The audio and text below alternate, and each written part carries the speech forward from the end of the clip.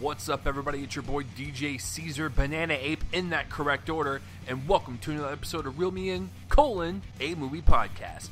On this week's episode, Joel and I will take a look at the world of movie news and trailers that have dropped throughout the week and commentate on them for you guys, and we will both have our reviews for War for the Planet of the Apes.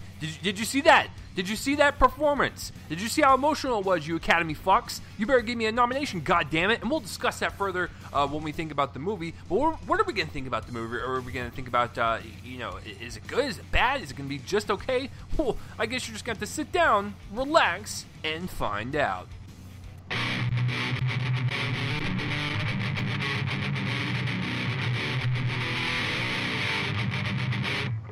What's up, everybody, and welcome to another episode of Reel Me In: A Movie Podcast, where you didn't really ask for it, but hey, we're going to give it to you anyways. This is a podcast where we talk about anything, everything, and anything about movies. I'm one of your co-hosts, Chase Lee, and hey guys, listen, if you're searching on the internet for something really random, and you accidentally came across this shithole, and you're not a movie fan, well, hopefully my co-host and I can convince you to be one. This is episode 191, guys. We're 9 away from that epic 200 before Joel wants to quit.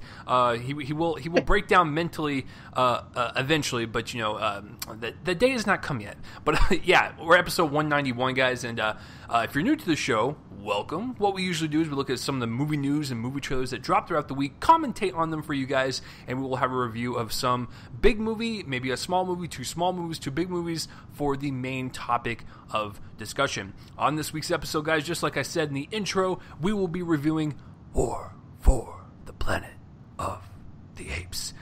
So that is what we're going to be doing. That is the main topic. So yeah, and before we begin, and before I introduce the wonderful co-host over there, if you guys would like to spread this around, let people know that this is a decent, sounding podcast. If you're taking a 2-hour dump, we got your back, fam. We're going to be more entertaining than any Michael Bay Transformers film. So, come our way, come join the party. So, yeah, spread this around, share it, like it, subscribe. You guys know the drill. Spread the word, because this thing is growing pretty damn fast, and it's all because of you guys. Because you guys are awesome.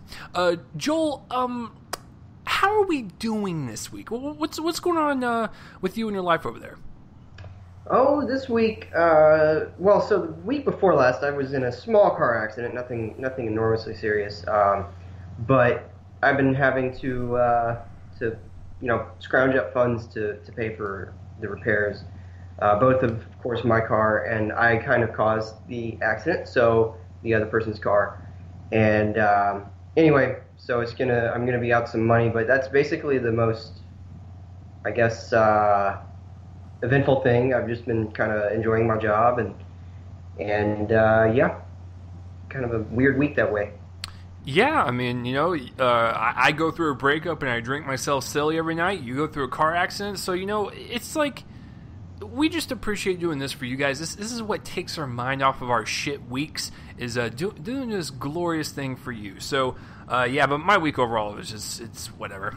I'm slowly recovering from everything. So yeah, without any further ado, guys, let's get this started. Joel, there's a lot of news that dropped this week, one of which is a person who said in an interview that he would rather slit his wrist rather than come back. And who are we talking about? That would be none other than Mr.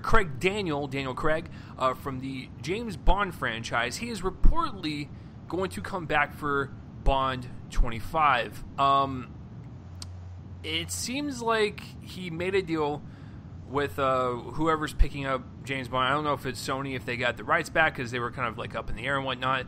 But it seems like they gave him enough money to come back, do one last one, because I didn't really care for Spectre. I thought it was a little underwhelming. So if he can come back and do something more of like a Casino Royale or Skyfall and kind of end on top and then kind of go away after that, I'm okay with that. So I think kind of a redemption film is good enough for me. But going back to what he said in those interviews, it's like, dude, quit your bitching, man. You're getting so much money from these movies. It's like, God, you're playing James Bond, for Christ's sake. It's like you're doing one of the coolest things ever. So I never understood that mentality from him. Maybe it was a bargaining tactic for his agents and the studios to get him more money. I have no clue. But him coming back, I'm okay with. I want to see another kind of redemption movie from him because I really didn't care for Spectre. But out of the 4 that he's done, like I said, 50% good, 50% bad in my eyes. So Joel, for Daniel Craig, pretty much coming back for one more. I mean, do you like this? Do you want him to move on and get another Bond, or like, what's your mindset on this? I think we need new blood. I think he's kind of had his run. Spectre was honestly, I thought it was pretty bad. I saw it twice, and it bored me the first time, and then the second time, even more scenes came through. That's a movie I would give like a C- or something if I was reviewing it on the show. I think we need new blood. Really, that's what it comes down to. I think that he seemed done with the role to me in Spectre. Wow, Spectre. Spectre. Spectre. He wears glasses, I guess. I don't know. No, but yeah, I think that we need new blood. I think that we need to bring this Idris Elba idea back on the table. Get him involved. That would be great. But yeah, nevertheless, I think that even though he's coming back, I feel like Daniel Craig's done. I just think he's done as Bond. I think that this would be his 5th movie, right? So yeah. Maybe this one can be his last one. I don't know. But I do feel like we need new blood. So I don't know. It'll be interesting, like to see the idea that they get, the director and all that. If they go back to Sam Mendes, then whatever. He directed Spectre, but he also directed Skyfall, and that's certainly considered one of the best. I haven't seen very many Bond movies. I don't have much of a reference point where that comes from. It's my favorite of the ones that I've seen. Skyfall is, but I've only seen like 6 of them. So. I just think that he needs to move on, do some other stuff, do some more interesting roles like whatever is going on in Logan Lucky, for instance. I think that where we need him is in more interesting roles, and I hate saying that about James Bond. Not that James Bond isn't an interesting role, but he's done it 4 times, and I feel like that's one of the longer runs as the character. So, I just feel like he needs to move on. But that's me. Oh, I agree. Oh no. Well, I mean, you're next in the lineup, so I was just kind of waiting for you. I was waiting for that transition, Joel, because you know what's great about the James Bond films is the theme songs. The music that pretty much like encaptures like the essence of what you're about to get into. And that was my segue. So, Joel, music, composer. Right. Okay. So, good old John Williams. John Towner Williams is going to be reuniting with Steven Spielberg for the 478th time for the Papers later this year. This is great news. I was just making a dig at the fact that they have basically only worked together pretty much. I think that Spielberg is going to be has kind of done a couple movies without him. I think Bridge of Spies, Thomas Newman or something. But this is going to be John Williams' next period piece, and he's going back to his collaboration with John Williams. I cannot wait for this movie. This news just makes me more excited. Of course, John Williams makes great scores, so especially for Spielberg. He's won 3 Oscars for Spielberg. So, and I mean, the guy makes some of the most iconographic scores of all time. Harry Potter, Jurassic Park. My favorite score from him of all time is JFK. Everybody needs to listen to that score. It's the most terrifying thing you can imagine. And this is perfect material for John Williams, I think, where whenever he does period pieces with Spielberg, it's sort of quieter work. It's no less memorable, but it's quieter. Schindler's List, for instance, is a bit less bombastic than some of his franchise scores. And the Papers, I think that's going to be a similar situation. I mean, it was the same with Lincoln. That was a great score. Warhorse. So I think that this is a great pairing. And wrapped into this news, too, by the way, when it comes to Spielberg, is that the great Alan Silvestri is going to be scoring Spielberg's next movie, which is Ready Player One. These movies come out within 3 months of each other, and I can't wait because I love Spielberg. So Ready Player One is an adaptation of the Ernest Cline novel. I haven't read it. I know that it's a pretty revered classic. And I can't wait for that. That comes out next spring. So I'm excited for both of these.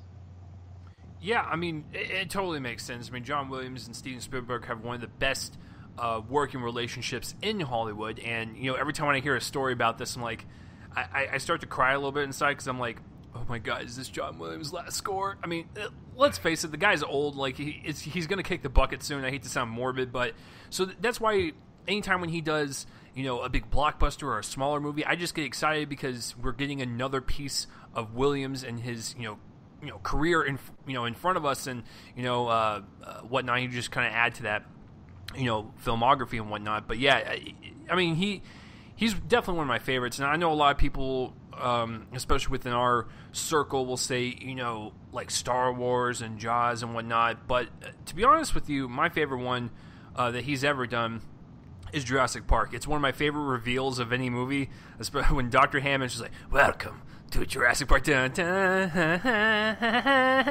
it's so great. Yeah. Like, what a great reveal, and it's such a great score. But you're right. Like, he knows how to do the big blockbuster, kind of bombastic soundtracks, and then you have smaller ones like Schindler's List, which is a lot more somber. It's a lot more kind of emotionally moving rather than excitement and pure adrenaline. So that's what's really great about Williams is, the fact that he can do both. The Paper seems more of like, kind of a thriller a little bit, like a suspenseful thriller with also like some historical aspects to it. So it's going to be a nice blend. And then, of course, Alan Silvestri doing Ready Player One. That's awesome. My favorite score he has done.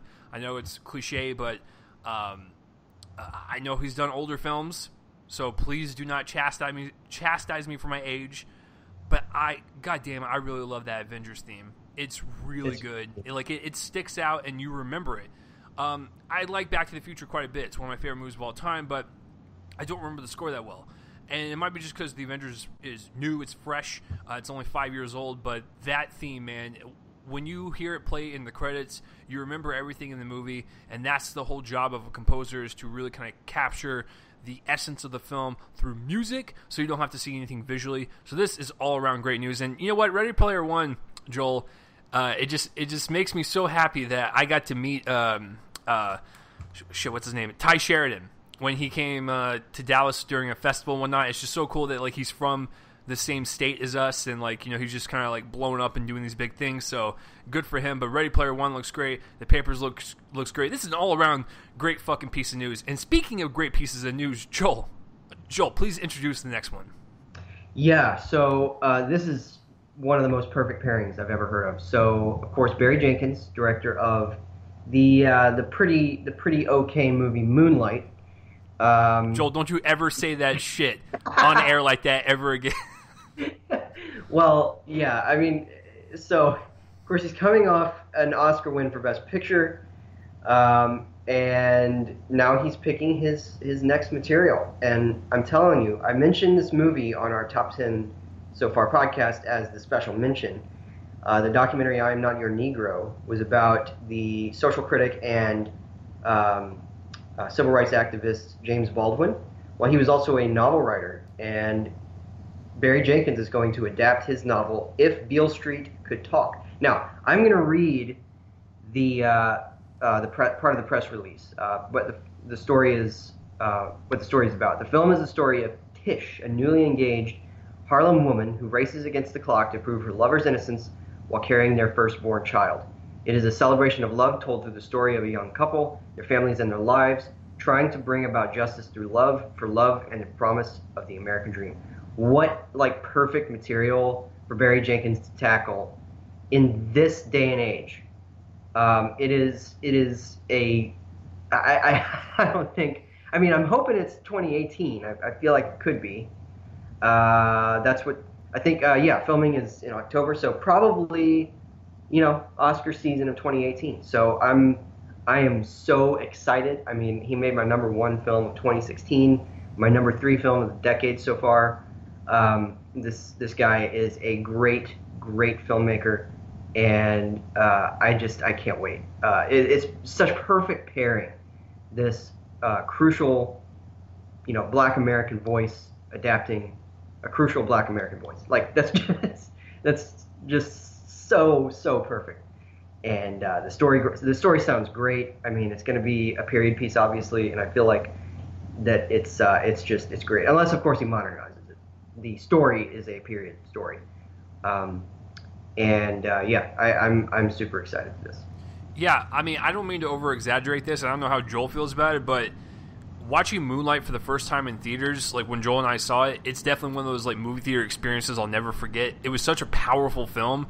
And I've told you guys this story many times, but I'll say it again because it's absolutely hilarious. As soon as the movie was done, Joel and I didn't speak to each other for like 30 seconds. I just turned to him and go, "That's the best picture of the year. Like that's it. That's our number one." And he turns and he's like, "I agree." We just kind of walked out. He's really great at really like tapping into like human drama and human emotions and make it feel like raw and powerful. Never feel like it's Hollywoodized or some type of gloss over it. Like it always feels real and grounded, and that's what Moonlight kind of brought us. So if he can kind of apply that to this next film, where love is also a very strong message and tolerance and all that stuff, then this could turn out to be another Best Picture nominee, possible winner for him, and that would be great to have two back-to-back like that. Moonlight was made for a budget of like $1.5 million. It was really small, low budget. It was the little movie that could, and it came in and won Best Picture. It really just kind of took over and swept America. And if you talk to a lot of people within our circle, Moonlight just kind of struck most people in like the most powerful way. So like I said, if he can just kind of apply that to this story, which is a love story, like Joel said, set in the 70s, even if he did modernize it, it's still relevant to today. So whether it's in the 70s or now, it's still going to apply to today's times. So I don't care which route he goes with it, but if he has like that kind of like beautiful grounded cinematography and characters like he did in Moonlight, then we're looking at something special once again. And it's definitely if it delivers, it could definitely be a top 10 contender. Another top 10 contender, Joel, which it's very a weird piece of news, but I'm totally down for it. Quentin Tarantino, the man, the myth, the legend, who has made 8 films so far. You figure he would have made more by now, but this guy's picky as hell, and I absolutely love it because at least I know that he takes care of his shit and he doesn't just do stuff for paychecks. His last film, The Hateful Eight, which I rather enjoy. I saw the the 3-hour long road show cut. Absolutely, same here. It was awesome, and I'm really pissed that the Weinstein Company didn't release that roadshow edition on home media. So fuck you on that. However, I still have the Blu-ray of the shorter version. I will still watch it. Absolutely love it. So when you come off of that movie, you want to know what the hell is he going to do next. This guy has notoriously stated in interviews, I'm only doing 10 movies. The Hateful Eight, ironically, with 8 in the title, is his 8th film. So, according to him, he's only got 2 movies left under his belt before he wants to retire. I don't think that's going to be the case. The guy's always hungry to make stuff. If anything, he might make a 10th movie, retire from movies, and I really hope he moves into television, because a Quentin Tarantino show written by him, you might as well just steal everything in my savings account, because I would go see that hands down. So, the news is that Quentin Tarantino has found his next project. Now he's going to be directing and writing a film based on the Manson family murders. A lot of people have been eyed and tapped for this movie, such as Brad Pitt, Jennifer Lawrence, Margot Robbie, and it's going to be written and directed by Mr. Tarantino. Joel, I like this. However, I'm really curious to see how he's going to kind of play with real-life events, because as we have known from like Inglourious Bastards, the guy likes to alternate history and really just kind of do his own thing, which is fine. It makes for really great entertainment purposes. But when you're dealing with people that have actually died in this situation, and it just seems so kind of close to the vest almost, it's like I'm wondering kind of which route is he going to go. Is he going to go more of a serious Tarantino and not make it pulpy, or is he going to make it pulpy? I don't know what he's going to do, because if he makes it pulpy, my mind immediately goes to what Bay did in Pain and Gain, where that was like a real life story. It was very tragic, and he turned it into like this dark comedy. So I don't know where he's going to go. However, yeah.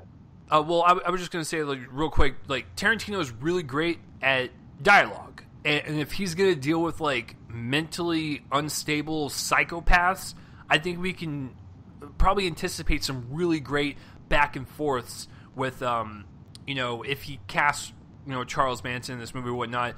So it could be like a really good episode of like Criminal Minds and like Seven, just like a bunch of other great stuff together. But I don't know which route he's going to go. It kind of makes me worried, but I trust Tarantino. I've liked everything the man has done. That's right, I even like the one that he doesn't like, which is Death Proof. I actually think that's the better Grindhouse film, and that's actually one of my favorite Kurt Russell performances.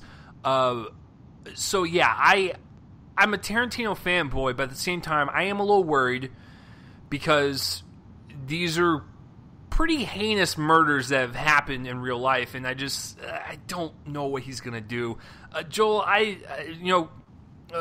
people that listen to this, if you're new, I don't ask Joel what he thinks of stuff throughout the week. It all happens live for you guys, so I don't know, his thoughts on all this stuff before we record. So, Joel, are you okay with this? Like, does this kind of make you uneasy? Are you excited about it? What's going on in that head? I'm always down for Tarantino.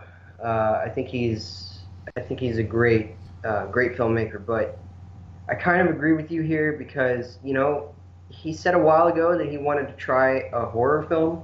I have to wonder if this is that.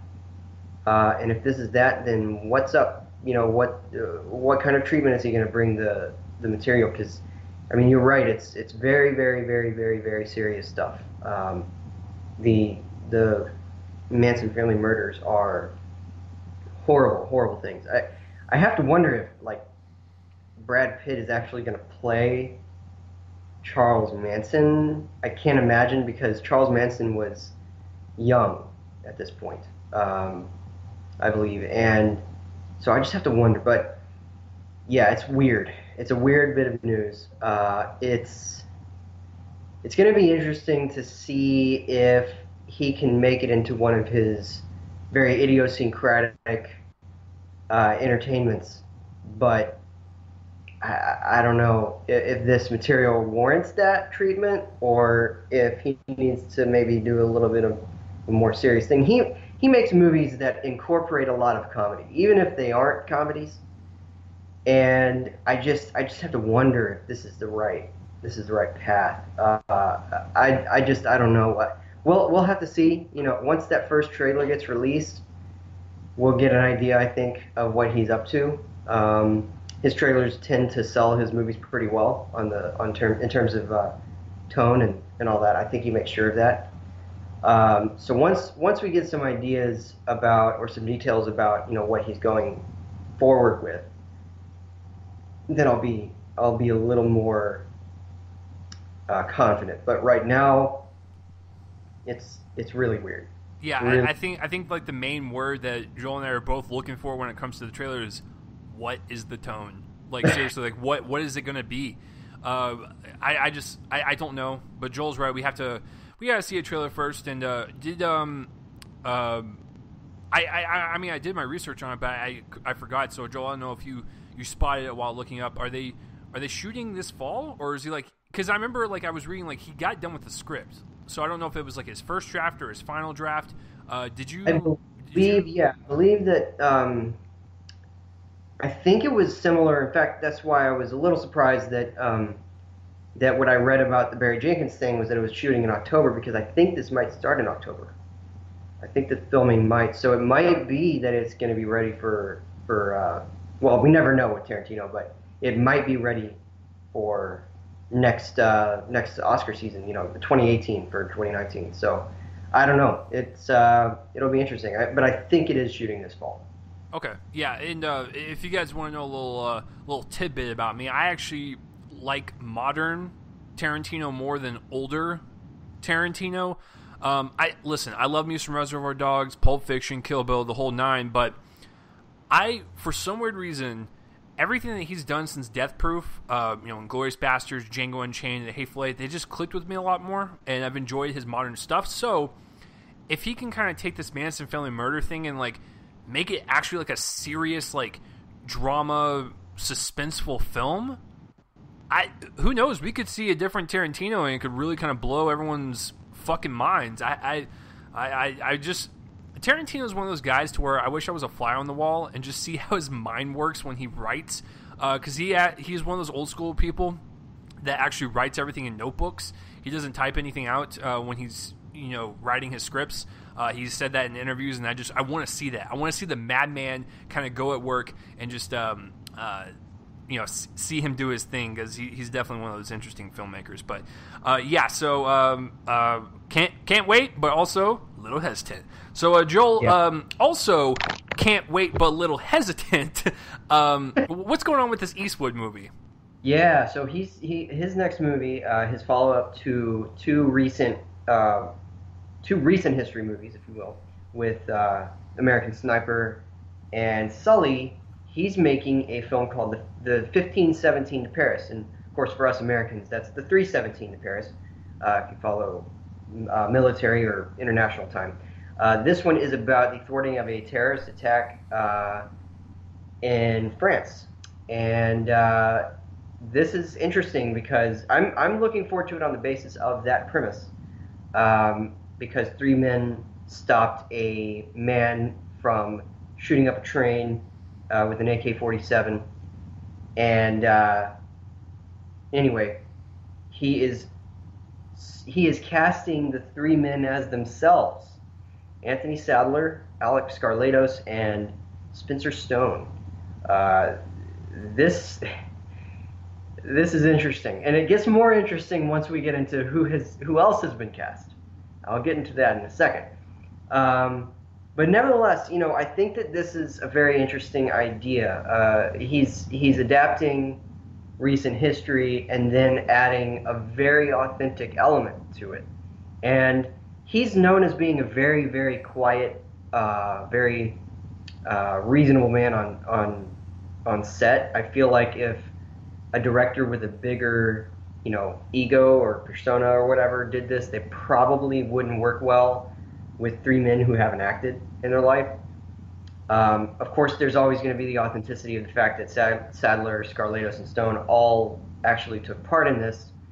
But nevertheless, there's still the act of acting, the fact of performance, and I think that Eastwood is probably the best guy to direct them into good performances, because those will matter in the movie. And yeah, so also, and this is where it gets even more interesting, the supporting cast is filled out with comedians. So we have Jenna Fisher, who is, of course, Pam Beesly from The Office, Judy Greer and Tony Hale, both Arrested Development alumni, and Thomas Lennon, who is from Reno 911, a very, very over the top, not bad in a bad way. I mean, he's generally very over the top in his portrayals of comic, characters and archetypes, stereotypes, whatever you want to say. Of course, Thomas Lennon also has a bit of, his roots are in drama, because I was just watching Memento. I'm leading up to this week's Dunkirk with all of Christopher Nolan's non-franchise movies, meaning not his Dark Knight trilogy. And Thomas Lennon shows up in Memento. He is in the alternate reality with Stephen Tobolowsky, the Sammy Jenkins. He's the doctor testing Sammy Jenkins. So, some of these people certainly have history with dramas, except for Tony Hale, it seems. But yeah, all of this is very interesting because it's a real life story. It's very, very intense. It has a happy ending. We already know that because the three guys are alive, and obviously no attack actually happened or was fulfilled at least. And then we have real life people and comedians in the cast, and it's really interesting. But I'm excited. It's based on the book by those three people and Jeffrey E. Stern. And it's going to be probably next year, I guess. Probably next Oscar season. It'll try for that. But I'm excited. A little hesitant, just because of the cast. I gotta say, it's an interesting cast, but it could easily go wrong. And where it is that there's going to be people playing younger versions of the three leads. And that's interesting. That's an interesting detail. I wonder how they're going to incorporate that into the movie. But yeah, it's it's interesting. It's interesting. Yeah, I'm gonna have to disagree with you just a little bit. Listen, I like the story quite a bit. It's very heroic. It's very telling of the times, with terrorism and whatnot. Absolutely love the actual story and the message that will come across. However, there are two types of directors in the biz. One type of director will do one take of a scene and move on. Then the other, like a David Fincher, will do like 5,000 takes of the same shot. Clint Eastwood is a one-take man. So when you're dealing with people that have never acted before, that gets me a little worried that, I don't know, he might change his ways and work with them a little bit more and do a couple more takes, but he doesn't like to do multiple takes, and so that does worry me just a hair. And I was working at the theater when Act of Valor came out, which actually starred Joel.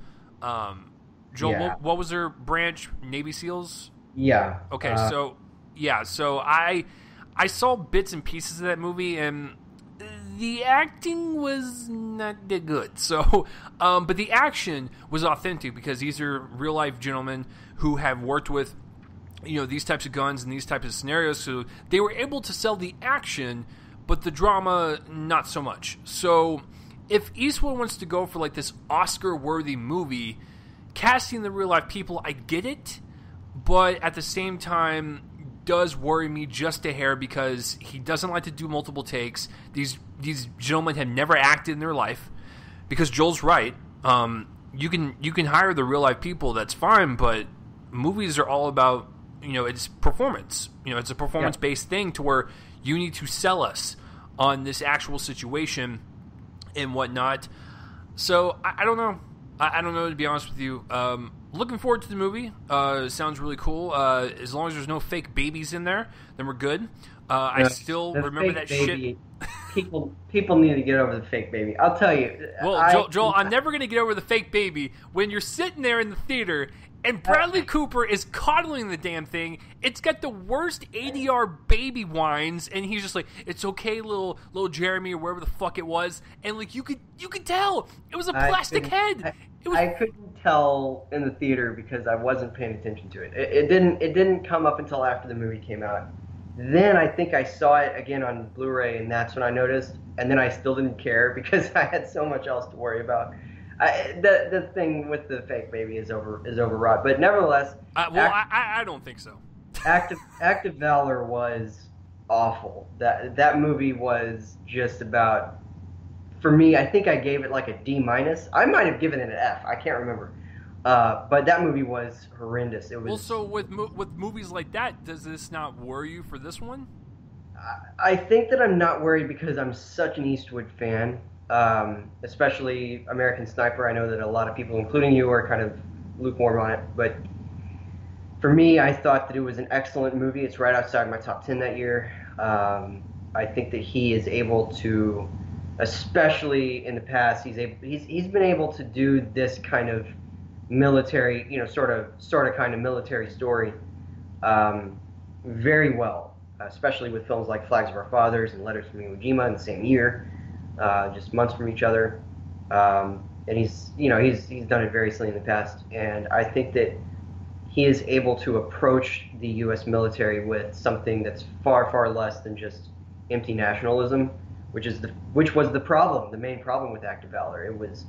It was a stroke fest for the military, and I'm a guy who has, you know, a lot of respect for the military. I almost entered the Air Force, so I have a lot of respect for them, but nevertheless, I feel like Eastwood approaches them with an honesty that maybe another director wouldn't have, in either direction. Now, you could have somebody who just, you know, treats it like a veiled critique on the military. He doesn't do that. He doesn't glorify them.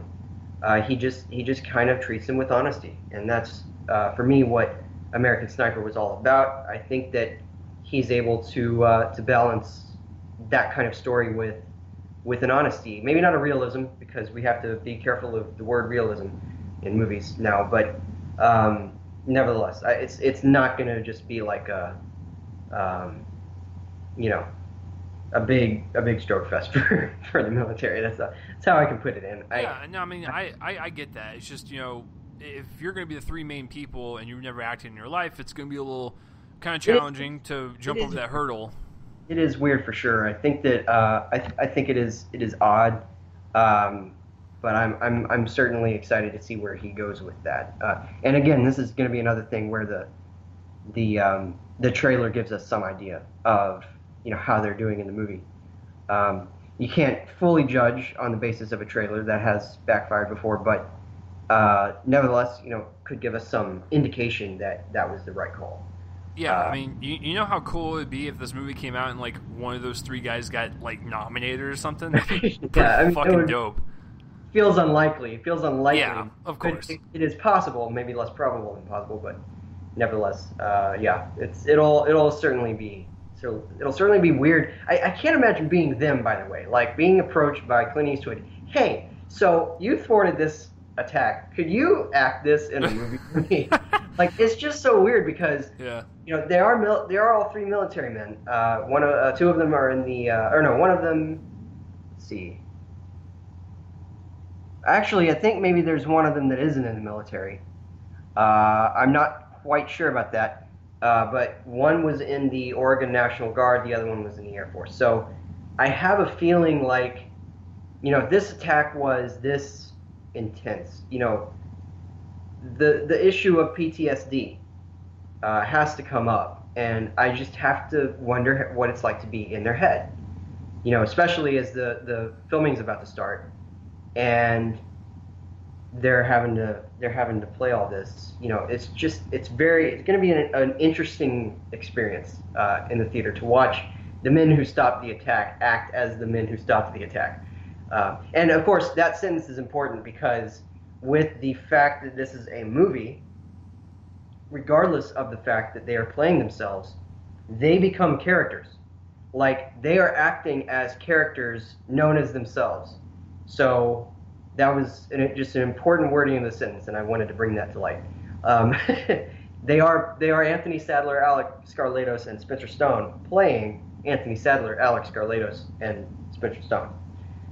And those three men become characters, and they're also playing themselves. It's just a weird, like, Charlie Kaufman-esque kind of situation to figure out. But I'm excited. I'm always excited for Eastwood. So it's one of those things to where, like, I don't think the action scenes will be a problem. I think they'll be able to deliver that properly. It'll probably be the kind of quieter moments that they're, you know, with their family or whatnot. That's really where their performances are going to shine and really kind of show us if they can do this or not. And hey, listen, if they can pull it off, then I'll tip my hat to Eastwood and be like, well, this is why you're one of the greats.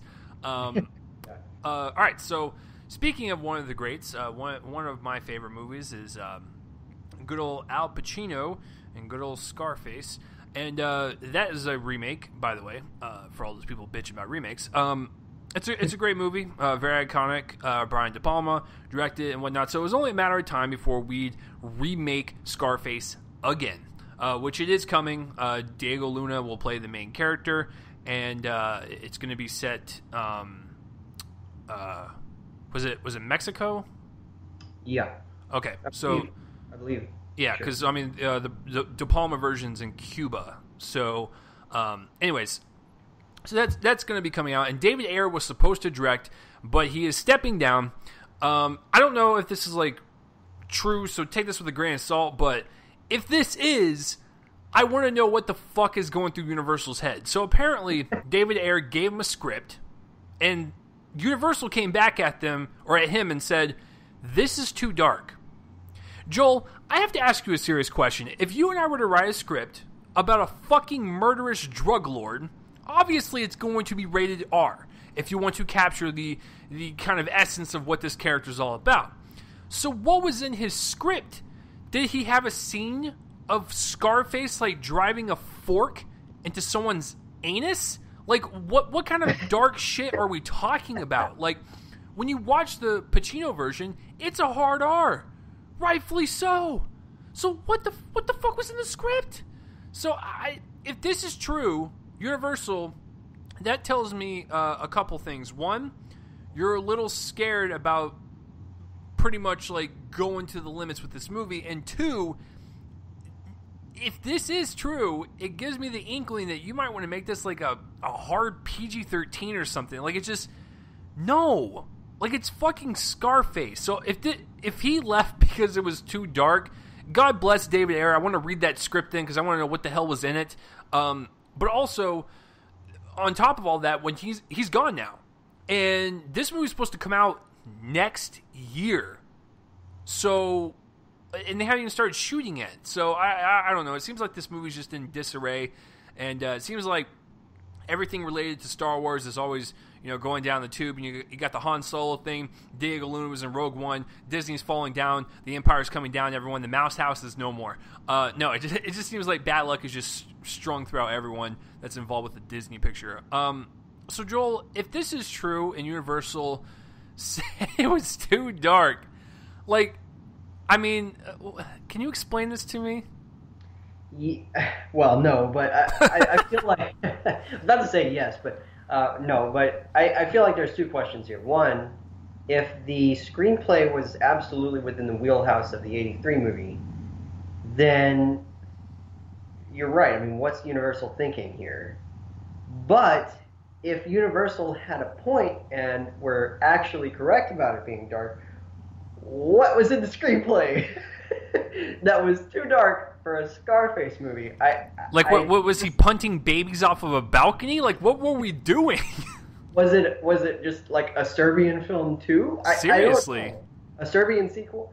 I don't know. I mean, I'm certainly excited to see it. I love the De Palma movie. Confession: I just saw the De Palma movie like within the last year for the first time, and loved it. Of course, I'm a huge De Palma fan, so I had to see that. But I mean, yeah, it'll be interesting. I think what's also interesting to me is Diego Luna's casting. He just doesn't strike me as Scarface. But then again, Pacino didn't really either. Like before that role, he had been in mostly calm roles, and then he had this one, which kind of was this big over the top, great performance, but over the top, absolutely over the top, and then circumnavigating the globe. But I just have to wonder what's in the screenplay. What are they going to do? I guess they have to move it. I mean, I don't know.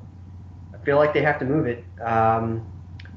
But yeah, this will be interesting to find out. Speaking of gangster movies, oh Joel, you're getting better at your segues. Better. Well, this one was an easy one, but let's just face it.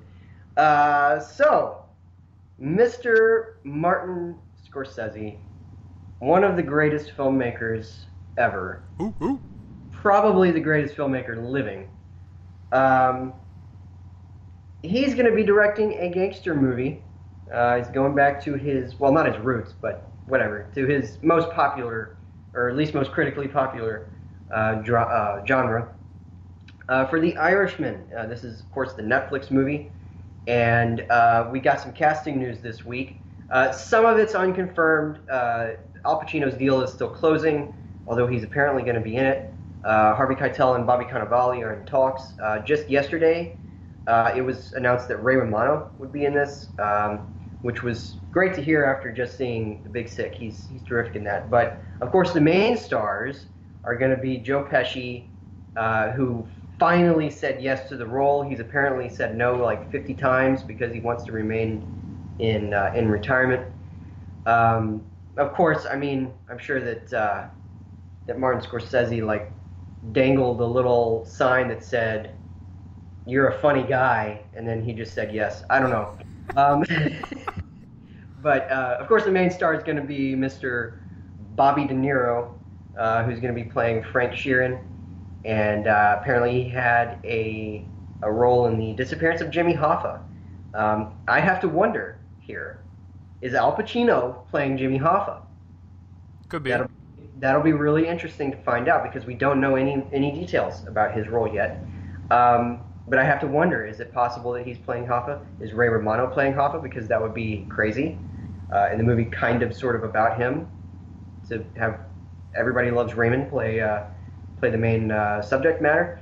But yeah, Joe Pesci is the newest cast member added. He's going to be playing Russell Bufalino, which is a great name. That's one of the great all-time names. And apparently he also had a role in this. And it's going to be reuniting Scorsese with Rodrigo Prieto, who just shot The Wolf of Wall Street and Silence back-to-back for good old Marty. And man, I get so excited every time Scorsese announces a movie. I know that this is one of his last couple of movies, and in fact, there's another thing, sort of like with John Williams news, we have to wrap something into this too, because we just found out that Scorsese is going to be shooting this, and then almost immediately, I think it's like a cop drama, right, or something, with Leonardo DiCaprio. So I feel like these are two of his last movies, because he's another person that is going to be retiring very soon. So, and that's going to be a sad day. But we're going to be left with a legacy for sure.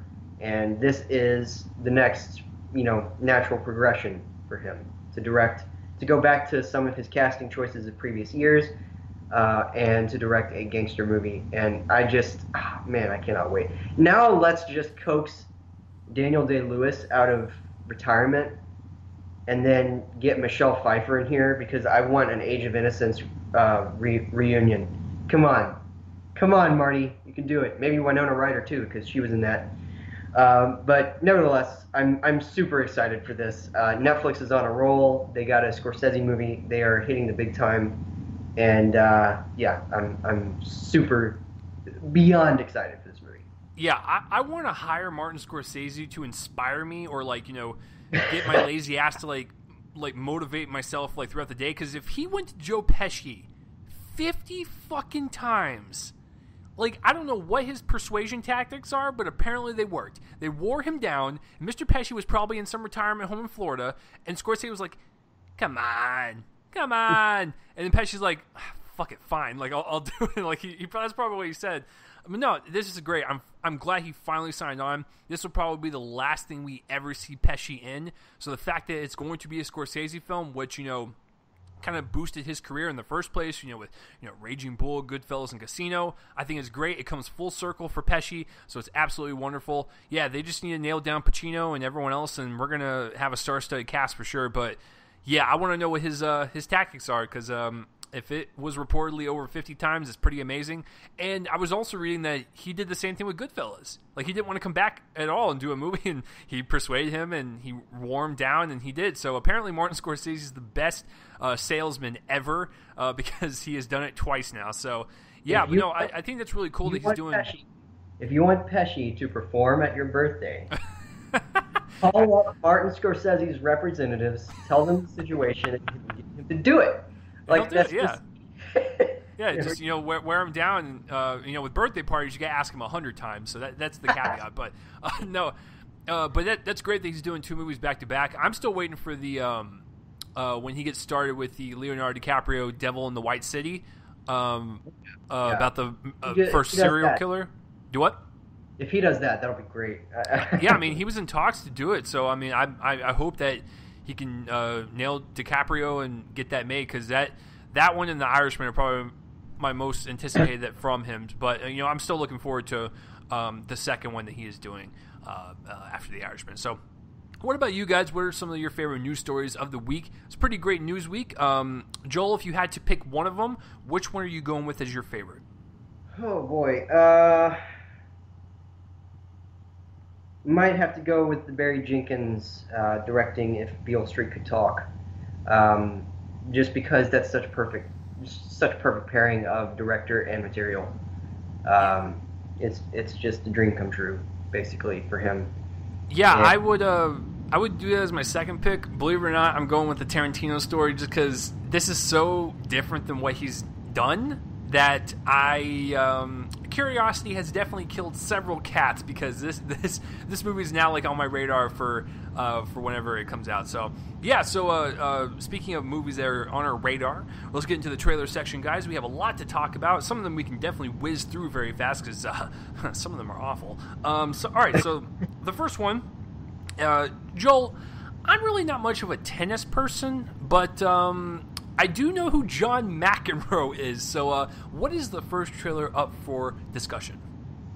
Yeah, so I forgot the other guy's first name, whatever his name is. But anyway, this is a biopic about the tennis match between John McEnroe and a guy named Borg. Of course, he's the leader of the Star Trek villains, right? So, no, I'm just kidding. That'd be a weird-ass tennis match. That would be. No, but this one stars Shia LaBeouf, and then I honestly I forgot the other guy's name. It's a Skarsgård, right? No, it's not. But it's a Swedish actor, I think, or something. But nevertheless, it also. Oh well, yeah, Stellan Skarsgård is in it. I meant the other guy in the match. I forgot the actor's name who's playing Borg. But nevertheless, yeah, Stellan Skarsgård seems to be, I guess, one of the coaches or like a manager or something in the movie. But Shia LaBeouf is the face of the movie as John McEnroe, and it's about the intense match that basically Borg was unmatched, and then John McEnroe came in to challenge that, and got into a lot of grief, clearly with the media. And this one looks solid. I'm up for this latter day Shia LaBeouf acting because I like him in his newer roles. For instance, in Chase's favorite movie of all time, American Honey, he was great. And I just had to do that. And he was great in Fury. I think that he's very interesting right now. This was a very international trailer. It had some F words in it. It was a Kino International YouTube place, and I should have known that would be what I was looking forward to, and it looks like it really embraces that R rating.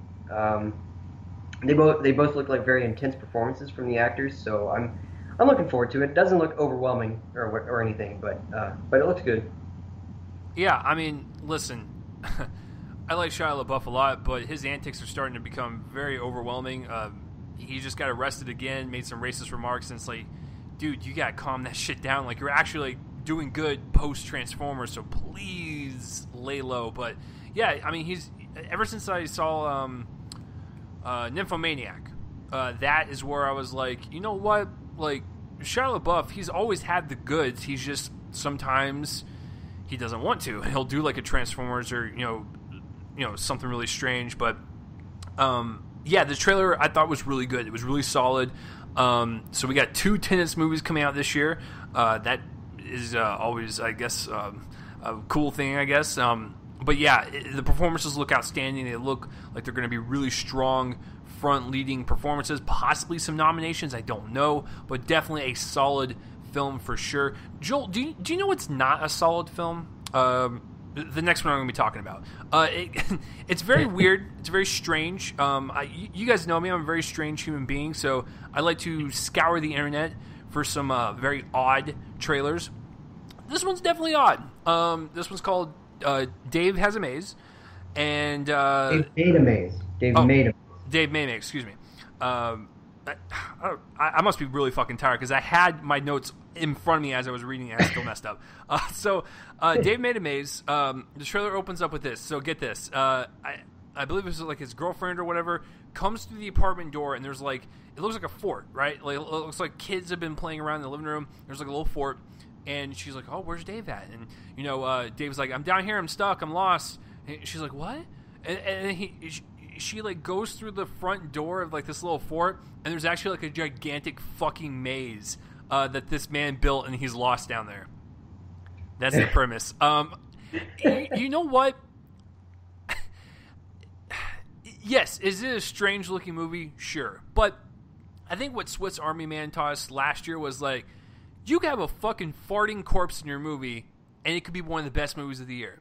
So it's like, I get it. You want to try to do something outside the box. You want to get people's attention. This definitely got my attention. That's why I wanted to check it out.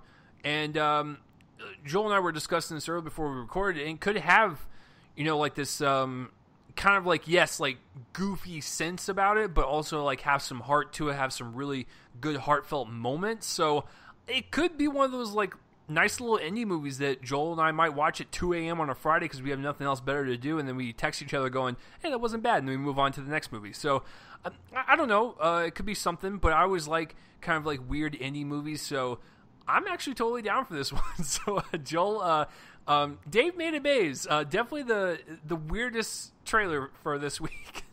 But I had a dumb grin on my face the whole time. Right? I think that this looks really good. It certainly looks like a Swiss Army Man-esque thing where it's like this very touching story. Clearly, there is some element of like a figurative element to this maze, and I feel like we're probably going to find that out to some degree. Perhaps, I'm not trying to guess. I'm not trying to give away. Obviously, we haven't seen the movie. We don't know, but nevertheless, there's a lot of weird stuff in this maze, and I almost have to wonder if it's a fable about how the maze is actually like he's maybe withdrawn into himself for some reason, which is a very interesting tack to take by building a maze in his apartment. And that's probably what it will represent, and I can't wait because it just looks so unique and fresh and funny and sad and freaky, and I love these kinds of things. I love them, and I think that it'll be a lot of fun for sure. And anyway, I always have fun with this stuff, so I'm looking forward to it a lot. So huge fan of this trailer. Huge fan of the tonal kind of, not imbalance, but like, I guess imbalance is the right word, although I don't mean it in a negative way. I mean it in a very fun, fresh way. That we're gonna get a lot of stuff in this movie, and I can't wait to see it all play out. It almost reminded me of like a Jim Henson movie for some weird reason. It was almost like, it had like kind of that feel and atmosphere of like a Dark Crystal or like Labyrinth or something. I was like, what am I watching? Yeah, absolutely. It has that 80s Henson feel, with some sadness perhaps. And although really, I mean, those movies were also very sad, but nevertheless, it certainly has that Henson kind of never-ending story-esque kind of thing, but R-rated. Clearly going to be R-rated, I think. But I mean, it's a lot of fun. What for me at least was not as much fun, sadly. All right, Gary Oldman is one of my favorite actors. The guy is a chameleon. Proof of this is the fact that Drexel is going to be starring in a movie about Winston Churchill. And if you can wrap your head around that, good on you, because I haven't yet. But under mounds of makeup, he's going to be playing Winston Churchill, and we have the Joe Wright directed movie has a trailer now, Darkest Hour. No, it's not a remake of the 2011 Emil Hirsch starring sci-fi movie where he fights invisible aliens. That one was a gigantic mess. This one honestly kind of looks like a mess to me too. I'm sorry to say it. I usually try to get behind trailers for this stuff, but I had a similar problem recently. We didn't cover it on the show, I don't think, but there was that Victoria and Abdul movie with Judi Dench that's coming out, where it just looks very rote, by the numbers, very standard. This is sort of the same thing. I feel like I feel like what we're going to get in the movie is a really good Gary Oldman performance that is also nonetheless an impersonation, and then surrounded by just, the usual biopic kind of, here's what happened, then here's what happened, and then here's what happened, and then here's what happened. And I don't know, it just didn't sell me. It just didn't sell me. I'm not the hugest fan of Joe Wright. I know a lot of people are. There have been some movies that he's made that are popular that I don't really like. Atonement, for instance, wasn't a huge fan of that, and that was his big Oscar thing that year. I did like Anna Karenina, and I like Pride and Prejudice a lot. I liked Hannah. Okay, so I like some stuff, but The Soloist and Atonement, and especially Pan, oh my gosh, that movie was awful. He's made some duds, and this, honestly, to me, looks like his next dud. I want to get behind it just because of the casting of Gary Oldman and the casting of the other characters in the movie. It has a good cast. I don't know, man. It just doesn't look very good to me, unfortunately. Yeah, it could be one of those situations where like the movie's a mess and like it's just incoherent and just babble and whatnot, but it could have a really strong ass performance. We don't know, or it could be the opposite. Maybe the performance is terrible, but the movie was constructed in the trailer poorly, but the movie's actually like really good. I have no clue. I hope this works out because I was reading up on this and Gary Oldman spent like, I think damn near like 16 hours in like the makeup chair or something like that. So like he invested a lot of time into this movie, and so I really hope it pays off because he is one of those chameleons. He could be in a movie and just kind of sink it in, whether it be a bad guy, good guy. He can make it work. I fucking hate him in Leon the Professional. He's such a dick. But then when you watch like Harry Potter, he's such a good guy. When you watch him in the Batman movies, he's a pleasant detective. So it's like, dude, he can do anything. And so I really hope this is a good one, because there was also another Winston Churchill movie that came out earlier this year with Brian Cox as the lead role, and I haven't really heard much buzz from that. It was kind of like lukewarm, so I don't know, maybe this one will blow that one out of the water. I have no clue, but this is definitely like that. I'm pushing for an Oscar type of role, but I'm hoping, because I'm sure Joel and I will get an invitation to it, I'm hoping that the movie is good. I always like historical pictures based on historical figures. Love anything World War II based. I think it's just such an interesting time in our history. And so I'm going to be there automatically, but I agree with Joel. The movie just kind of looks like, okay, but maybe the performance of Gary Oldman will push it into that next kind of stratosphere. So I don't know. We'll see. It's one of those ones where I think until we actually like sit, watch it, and leave the theater is when we will know if it's good or not. Speaking of knowing if it's good or not, what the fuck is this? All right, so it's Boobs the movie, and it's called The Layover, and you're probably thinking like, why am I even talking about this? Don't worry, the kicker. The actual twist is coming at the end of the trailer when I get done with it.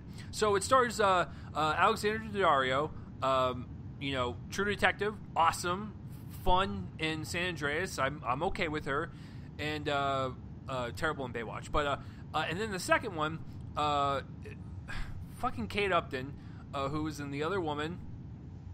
That's cool. And then that was it. And she's known for swimsuit modeling and all that stuff.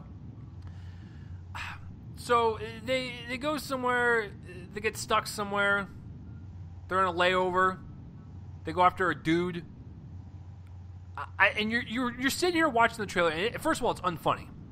Second of all, like, they try to slam you with a cleavage shot every 2 seconds, and you're like, who in the fuck made this garbage? Ladies and gentlemen, the reason why I want to talk about this trailer is because of the fucking director. I cannot believe that Frank Gallagher himself, William H. Macy, directed this. Like, I don't mind actors going into directing if that's what they want to do, and I believe William H. Macy has done stuff in the past. But this looks like a National Lampoon straight to the $1 bin at Walmart type of movie. What was he thinking? Like, this is what he does in his spare time when he's not filming the newest season of Shameless, which is a great show. I need to finish it. But I don't get it, Joel. William H. Macy is one of my favorite ones. Like, I love anything he's in. He's enjoyable. Shameless, like I said. Fucking Magnolia. And it's just, the guy he's a powerhouse. What? Joel, can you answer me this? Answer me this with a coherent answer. Why did he direct this garbage? Like, I didn't like this trailer at all. It was unfunny. They're basically using these two actresses for their chest. And Joel and I are not going to be, curmudgeons about this. Like, yes, I mean, on a personal note, I think Alexandra Daddario is a beautiful woman. Kate Upton is fine. She always comes across as a dit, so I'm not really attracted to that. But I get it. They're attractive women. But you're just using them just like, here you go. Here's your boobs, audience. Like, that's it. That's all their characters are based on. It's just, I don't know. It's just fucking weird, especially after when you see, like, stuff like Wonder Woman. It's like, why are we going back to, like, the fucking 1950s? It's just, no. Fucking no. Like I said, it's got, like, a National Lampoon stench all over it. Why, William H. Macy? Fucking why? Joel, why? Just why? I don't know, man. This is his second movie as a director.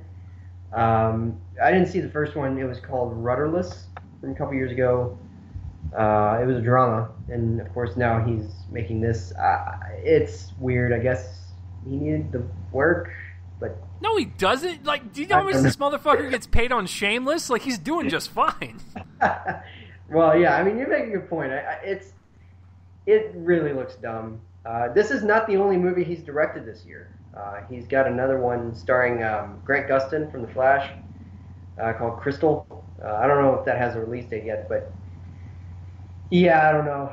It's super odd that he decided to spend his time making this movie and not like be in it.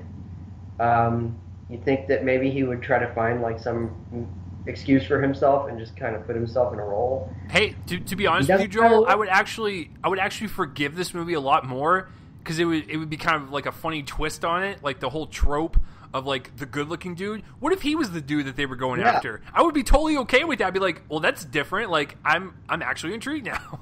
Yeah, that would be great. And yet we have this. It's just really, really confusing to me.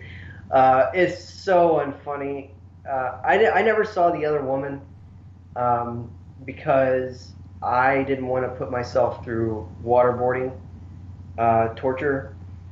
And that's what I heard that was sort of like. But, Alexandra Daddario, you're right. First season of True Detective, she was really good in that.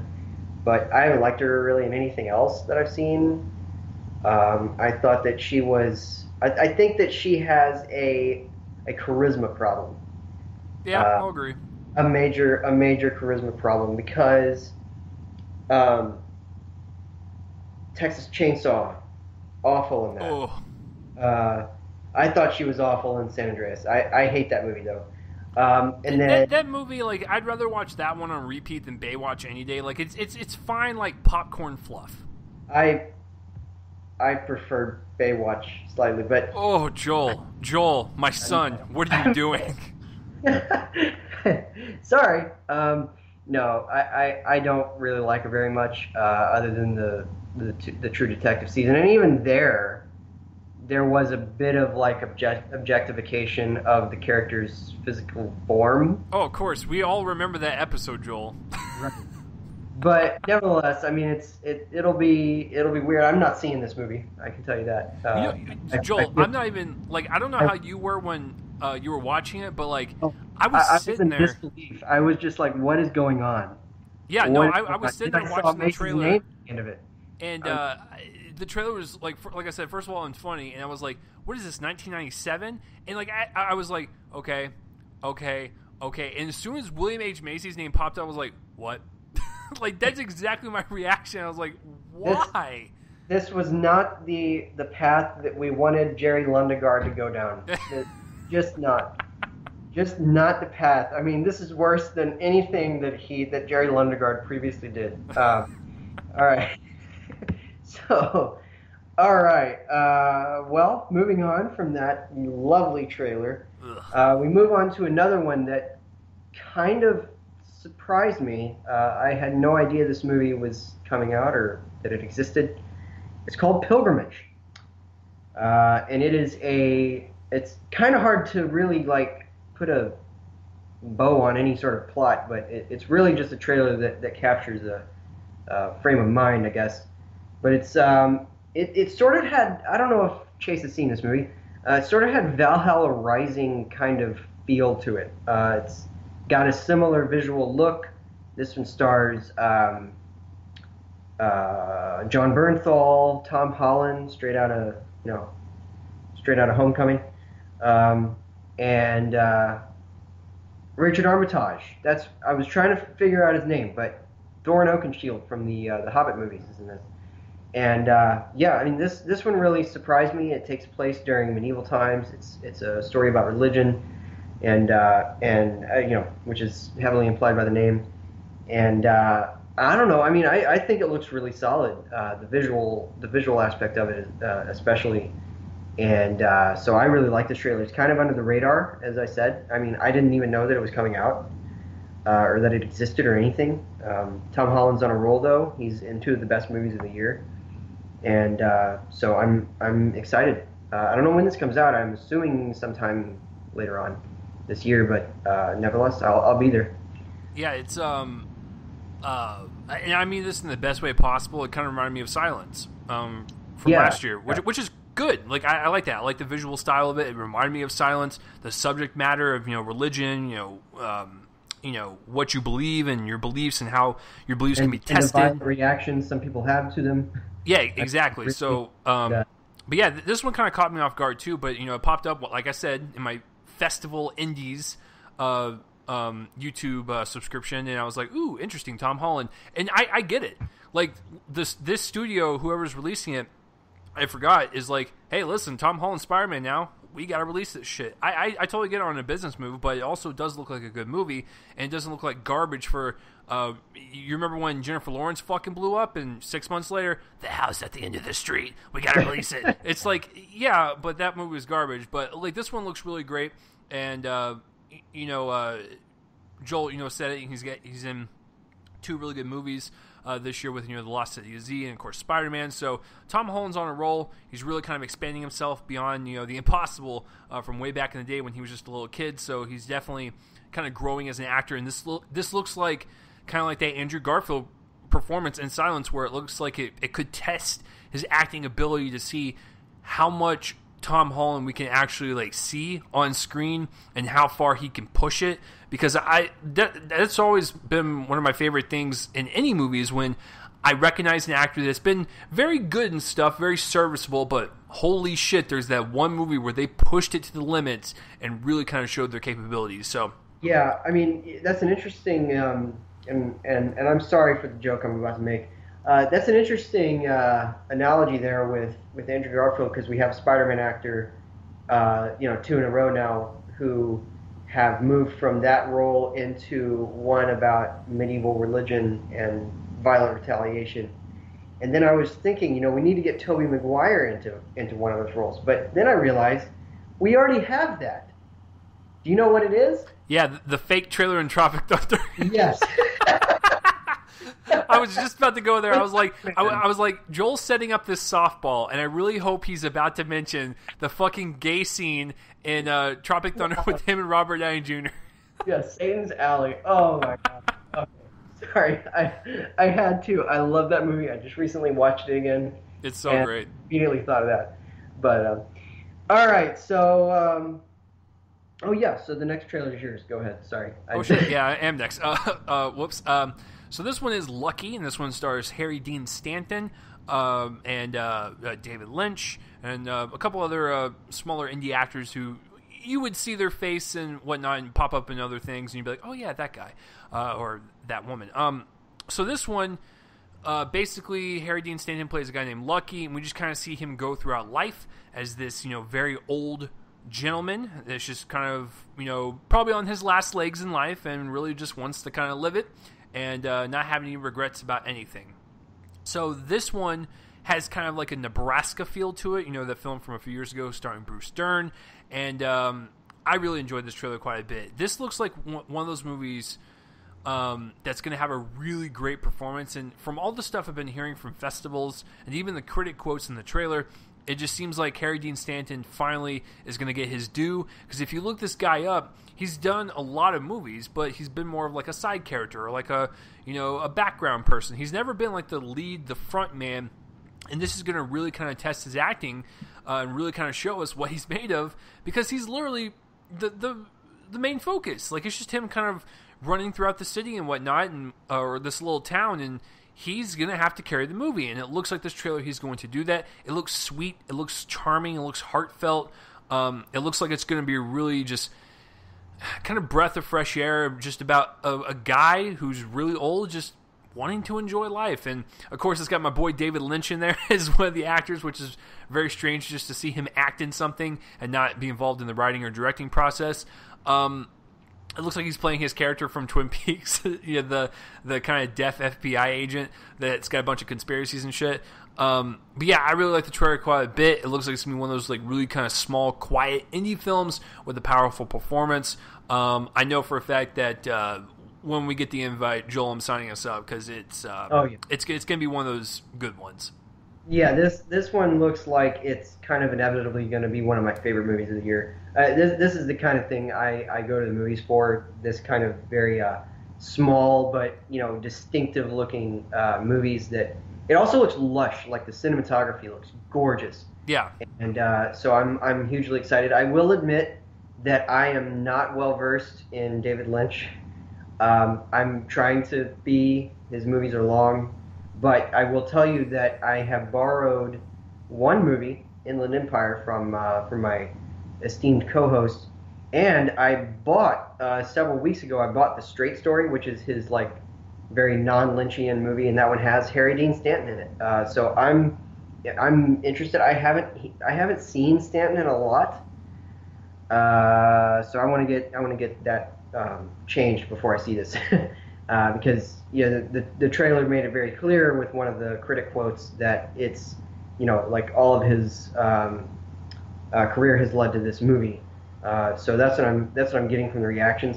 Also, this is another case of an actor that we see in a lot of very idiosyncratic roles taking on a movie after William H. Macy, just a completely different thing. But John Carroll Lynch is the director of this, and he was in The Invitation. He was actually I can't really talk about his role in The Invitation, but in Zodiac, though, he was the potential Zodiac killer that they were investigating. So, great actor, shows up in stuff, and I love the guy. This is his hand at directing. I don't think he's in the movie, so that'll be interesting too. And yeah, this looks great. And we should note that Harry, like the movie, his character, he is 90. Harry Dean Stanton is 91 in real life. Like, this guy is actually like legitly old, and so it's going to be interesting to see this man that's, I mean, probably not, that got that many years left in him to really kind of deliver, like Joel said, like that culminating performance of like his entire career. There's something kind of special about that. So yeah, I'm looking forward to it quite a bit, and I'm also looking forward to this next one that Joel will take over now. Yeah, so A Wrinkle in Time. This is Ava DuVernay's big break into big budget blockbuster arena. And this is an adaptation, of course, of the Madeleine L'Engle novel, which was a mainstay of my childhood. I love that series. And I can't wait to see if they go forward with, A Wind in the Door and all the other ones. But this one looks fantastic. It looks visually lush. It looks like DuVernay's breaking no sweat, breaking into the big leagues here with... and of course, obviously, she's been a big league filmmaker for a while, but this means, big budget league. And this one stars Chris Pine, Oprah Winfrey, Mindy Kaling. That's going to be interesting. Reese Witherspoon. Just a bunch of different actors coming together to tell a story that is timeless, that is going to be visualized well. I've been waiting years for them to make this into a movie. It is one of the great novels, and I'm pretty sure that Madeline L'Engle won some very prestigious award for that book or that series or something, and I think that this is going to be a vital film for right now. It has a lot of very relevant themes, and I'm assuming that that's what drew DuVernay to the project, and because she's obviously working with relevant themes, she's made several movies now and is making a Netflix series based on relevant material. This is certainly that. It has a lot of themes that work well for today. It's going to be one of Disney's big productions for the next few years. As was, it's not low key. It is not a low key movie. It was announced at D23 yesterday, alongside all the other ones. In the big the big roll credit thing with all the movie titles and all that. I mean, it was in there. It's gonna be a big movie, and I can't wait. It comes out March 8th, and bring it on, bring it on. Yeah, it looks like she's really kind of getting in touch of her like inner Spielberg a little bit. Like it's very whimsical, very fantasy like. I absolutely just love the color palette, love the way it looks. It just kind of has like this like beautiful dreamlike fantasy look to it, which is vastly different from Selma and 13th and whatnot. So I'm glad that she's actually like doing something different with her visual style, and it looks like it's really working out, because I absolutely love the trailer. Oprah Winfrey looks really cool. Chris Pine, this motherfucker, man, he's great in Wonder Woman. He's coming out with this, and I've always liked him in the Star Trek movies, and he's great in Hell or High Wire. I'm glad that he's finally getting recognition, because he's actually really good. It's just that he's one of those actors to where it's just sometimes his box office doesn't reflect well, and so a lot people will look into that or whatever. But he looks really great. Mindy Kaling, very cool choice. I haven't seen her since The Office, because I don't watch her show on Hulu. Sorry. And then of course, Joel, other person. Also, Gugu Mbatha Rao is going to be in this, and she's one of the bright talents of this decade so far. I just had a complete brain fart, but yeah, absolutely, it's just very colorful, very vibrant.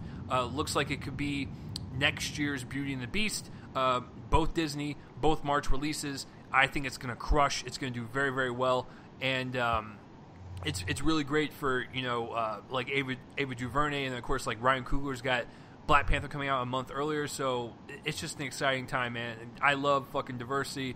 Bring it on. Let's do this shit. So, yeah, very, very good trailer. Speaking of very good trailers, which it's not even anywhere on the internet yet, but we'll try to describe it to you guys as best as possible. So you can't watch it just yet, but it was the trailer for The Shape of Water, which is going to bleed wonderfully into our review of War for the Planet of Apes, because it played in front of that movie. It is from Fox Searchlight and directed by Mexican Peter Jackson himself, Guillermo del Toro. Stars Michael Shannon and a bunch of other people that I'm totally blanking on, but Joel will help me out when I carry over to him. The best way I can describe it is it's kind of got like a mix of Pan's Labyrinth, Hellboy, and A Cure for Wellness. You kind of slap all those together, you get this movie. The main character is a deaf woman who kind of falls in love with like a mute woman, excuse me, and she kind of falls in love with like this creature that kind of looks like Doug Jones's character from Hellboy. And like I said, I don't really, I can't really even describe the story because it's just so odd, but it definitely stuck out because Del Toro does have like that unique visual style. He plays with practical effects a lot. It looks like a really, oddly enough, a heartwarming love story. While we have Michael Shannon's character trying to stop this shit, he's just like, no, you will not be doing that. But no, he looks really great. It's another Del Toro film. Like I said, he knows how to capture that kind of whimsical essence. Look at Pan's Labyrinth and Hellboy. He's very creative, very imaginative, and that's what this film kind of brings.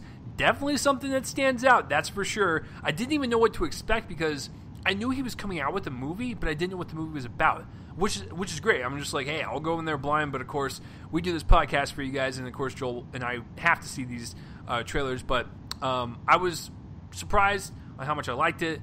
I like the way it looks, and I also love the fact, like I was telling Joel earlier, I love it that we got to see this in front of a movie and it hasn't even dropped on the internet yet. That's kind of cool. It's something kind of special, but definitely looks like a fantasy version of Cure for Wellness on crack. It looks absolutely insane, but I'm totally down with it. But I think it's also, I can't recall the last film. Maybe Joel can help me out because he's better with film knowledge than I am.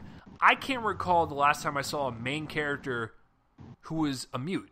Like, that's actually kind of cool that we are going to have to see, just like we're going to talk about with the Apes film, is that we're going to see a lot of great facial acting. We have to see a lot of that because she doesn't talk in the movie. So we have to see, like, this facial and kind of, physical acting versus, like, dialogue and whatnot. And, she has to sell it. And, from the trailer, she sold it right away for me. I was hooked. I was like, I believe that this person is a mute and she doesn't even have a voice. So I love the trailer. Can't wait. Comes out in the fall season, Christmas time-ish, for the Oscars. Should be a fascinating one to watch around the award season. Joel, what say you? What stuck out to you the most about The Shape of Water? Basically everything. But it's funny that you said that the creature looks like Doug Jones's character from Pan's Labyrinth. Or Hellboy. Hellboy. That's right. The long blue, like, swimmy looking creature. Yeah. Because Doug Jones plays the creature here, so that's, perfect. I didn't even know that. Yeah. So, which is great. I mean, obviously, it's a Guillermo del Toro movie. It would be incomplete without Doug Jones. This looks really, really unique. I know that I'm not going to go through the plot if you don't want to know it, but nevertheless, it's set against a sort of kind of Cold War backdrop. So that's going to play interestingly because he's played with, setting stuff against the backdrop of history before with Pan's Labyrinth, and I mean, this certainly seems to be a departure even for Del Toro. Which is hard to do because this guy makes weird movies for a living. But yeah, I mean, I love his stuff. There's some of his earlier stuff that I have to see. I don't think I've seen anything before Hellboy. Blade 2, I need to see Mimic, Kronos, and The Devil's Backbone, but I've pretty much loved everything since Hellboy. I'm a huge Del Toro fan, with the exception, and I even like it, was Pacific Rim, which I felt was solid. I wish I could see the action scenes, but other than that, it was solid. This guy's a real talent. I'm a huge fan of his directorial style of make it as weird as possible. I'm excited. It's December 8th when this comes out, the week before Star Wars. So obviously, this is probably going to underwhelm at the box office and then drop even further. And it's going to be very sad to see. But at this point, Guillermo del Toro does not make movies that make money, or at least very much of it. So that's going to be sad. But I'm excited. I'm going to be one of the people who goes. I might even pay for it. I usually get free tickets. I might pay for it just to keep him rolling. But yeah, and also, I mean, I'm excited because this is going to be another movie scored by Alexandre Desplat. Which is a great pairing. I don't think they've worked together yet, so I'm looking forward to that as well. Yeah, it's a very great imaginative trailer, what you would expect from a Del Toro. But even like Joel said, I kind of agree. It's like even this is like completely far fetched even for him. But all right, so that's it for the trailers, guys. What was your favorite trailer of the week? Please let us know down below. Joel, I have to ask you because I ask you every single week. Which one are you taking as your winner? Oh boy. I'm going to say probably A Wrinkle in Time. Interesting. I'm actually going to go with the quieter pick. I'm going to go with Lucky. Because like you said, I'm with you. I'm a sucker for those films, like, the films where the characters are just kind of like going through a spiritual journey or like enjoying life or whatever. So yeah, it should be interesting indeed. So that will do it for the the appetizers, the starters of the meal, if you will. They are out of the way, and now Joel, we get to jump into probably one of the most anticipated movies of the summer, which is War for the Planet of the Apes, which is the third film in this kind of prequel franchise so far. It's following up after Dawn of the Planet of the Apes, and Dawn followed up after Rise of the Planet of the Apes. And so going into this movie, I was expecting a lot, and let's just put it to you this way. I texted Joel right afterwards, and I truly mean this. If it was possible to legally marry a movie studio, I totally would. Because 20th Century Fox has made two of my favorite films this year, this being one of them, and of course the other one being Logan.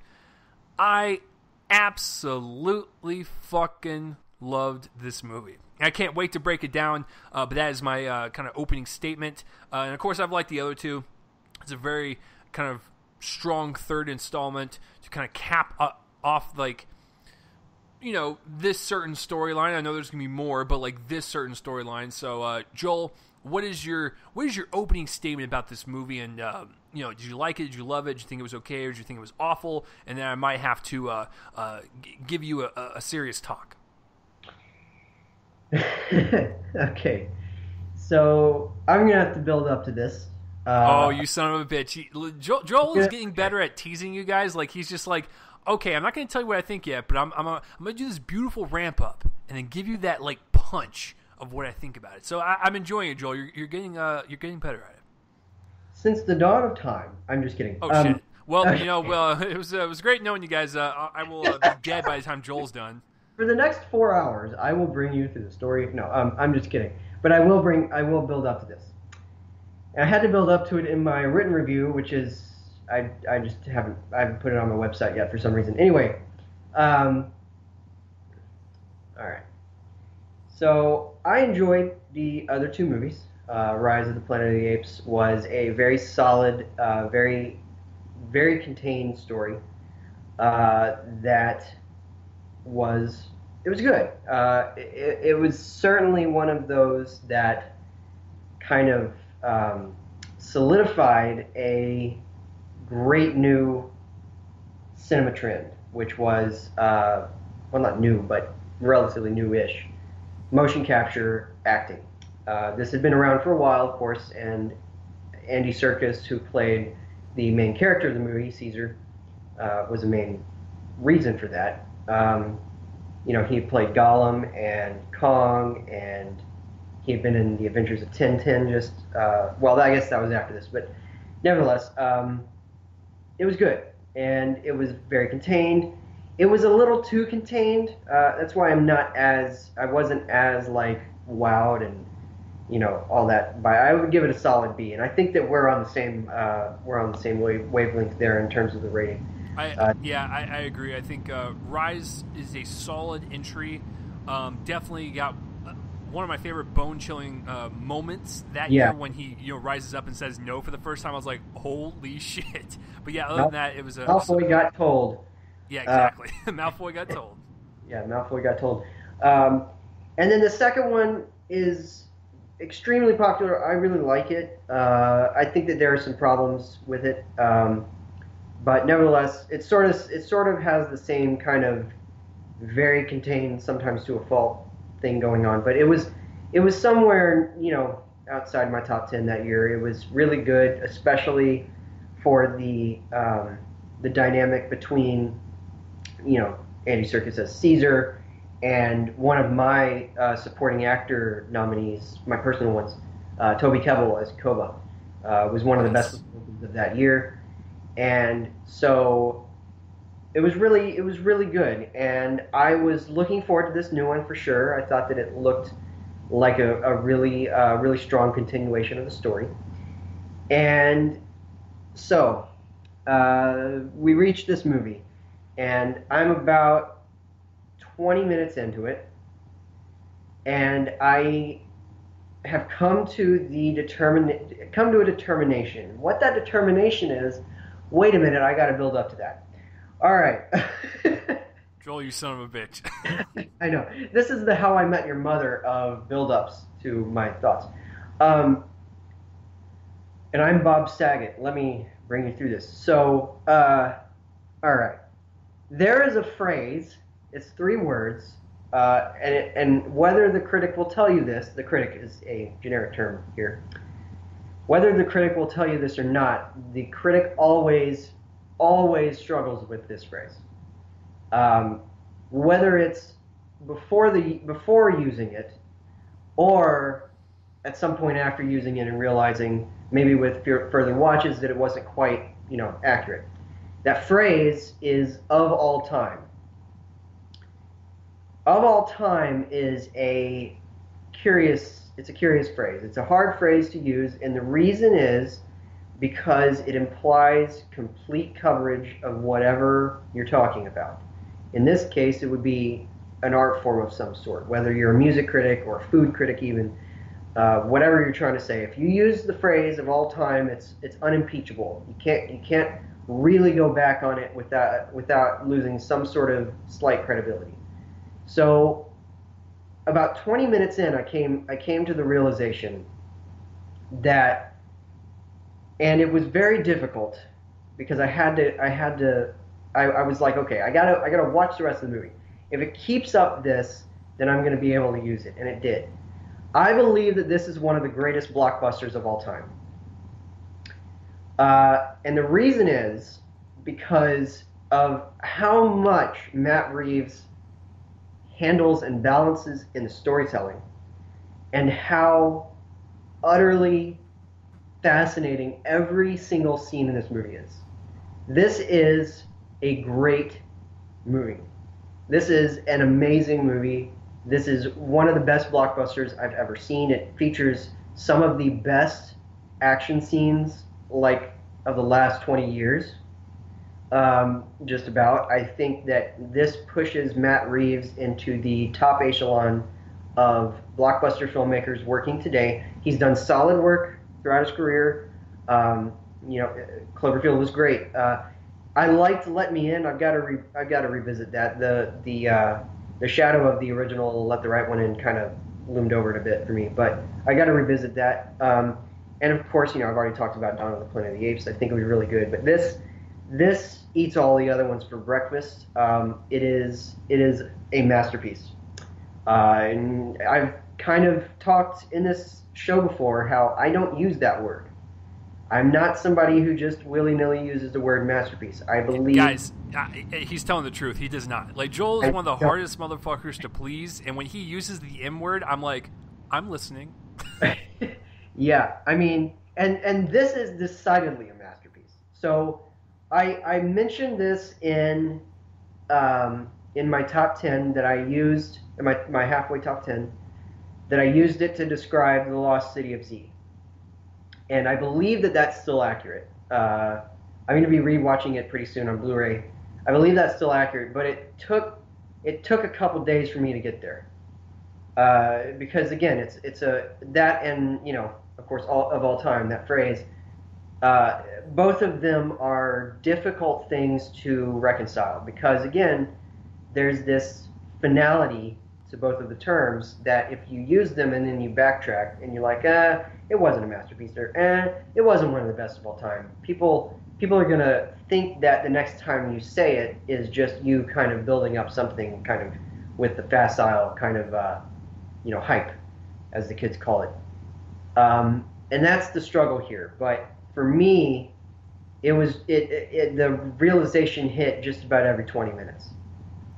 Because what would happen is every single time something amazing happened in this movie, I was hooked to it.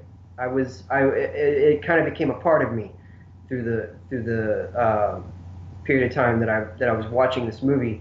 I think that it is probably, I'm trying to think back. I don't think I've seen a franchise movie this good since before the 2000s.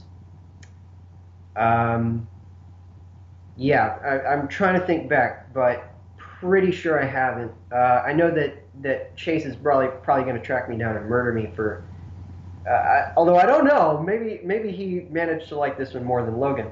I'm not sure, but nevertheless, it's tough. I will say it's a fucking tough decision.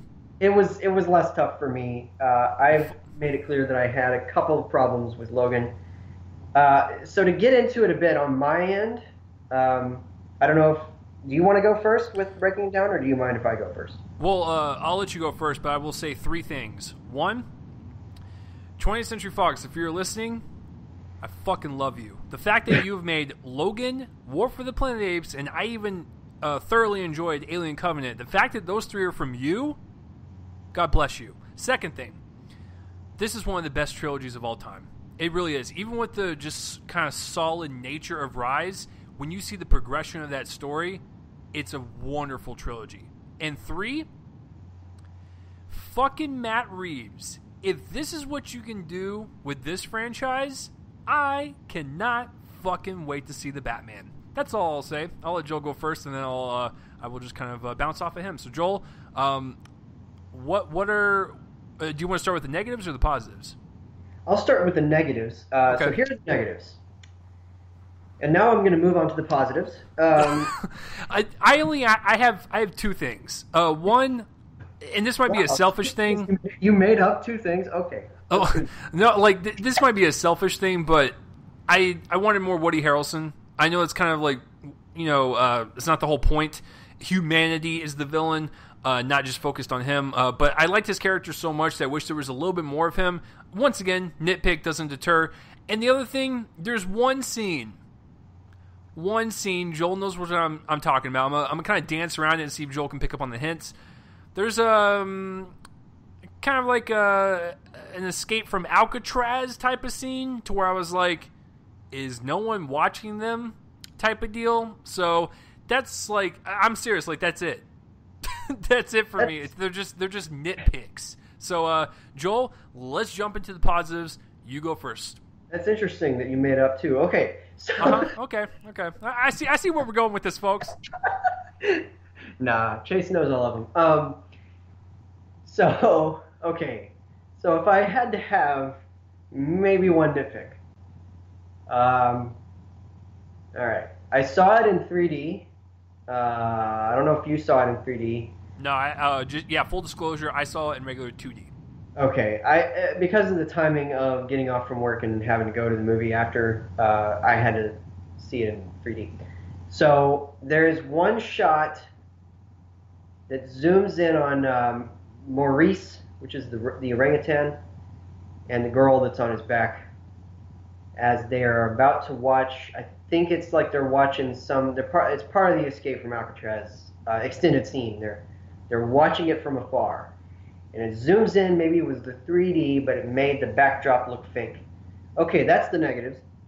Well, once again, nitpicks, folks. Like, right. But I mean, Joel, just real quick before we go into positives, like, do you know what scene I'm talking about? And like, did that bother you? The fact that it was so easy for them to do that?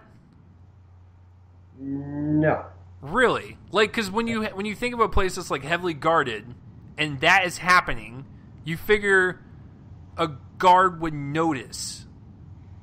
I don't know. I was able to. Well, I mean, yeah, because the story in the film is so good that yes, like stuff like that doesn't really thinking about it, maybe, but I don't know if I think through it that much. I think this scene still works. Okay, so yeah, for sure. Here's the thing. This movie is.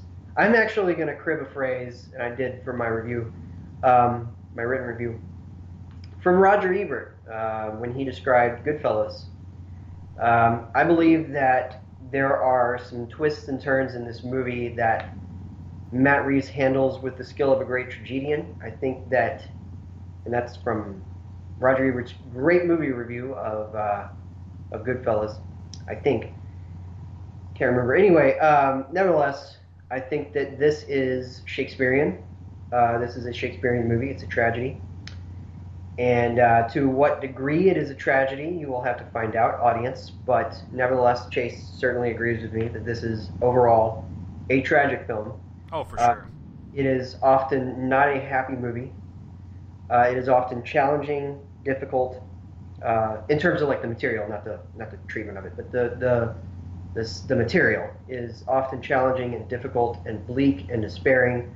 But the movie that it's in is thrilling, inspiring. I think that this is going to inspire people to become filmmakers. I would not be surprised. It happened with The Dark Knight. It can happen with this. And so let's get into this. So the film takes place a couple of years after Dawn of the Planet of the Apes ended. We find that Caesar, played by Andy Serkis, is at the front of a conflict between himself and the Colonel, played by Woody Harrelson. The Colonel is the villain of the piece. And, well, really humanity is, but more specifically, the Colonel is the villain of this piece of the puzzle. And we find that Caesar has kind of withdrawn. He and his forces have withdrawn into the woods because there has been a splintering of the factions of apes, and some of them have joined the humans to their fault, to their disadvantage, because those apes that join the humans have been turned into pack animals to do the bidding of the humans. We've got, and of course, this is a glimpse into the great tragedy of the series coming full circle. Humans created these apes, this intelligence, and now they're trying to use it for their own ends, out of desperation. And that is the ultimate tragic theme here, is reciprocation. And it's just absolutely devastating. So, in that opening part of the movie, when we are still getting sort of used to the time jump here to a few years later, we see some combat warfare.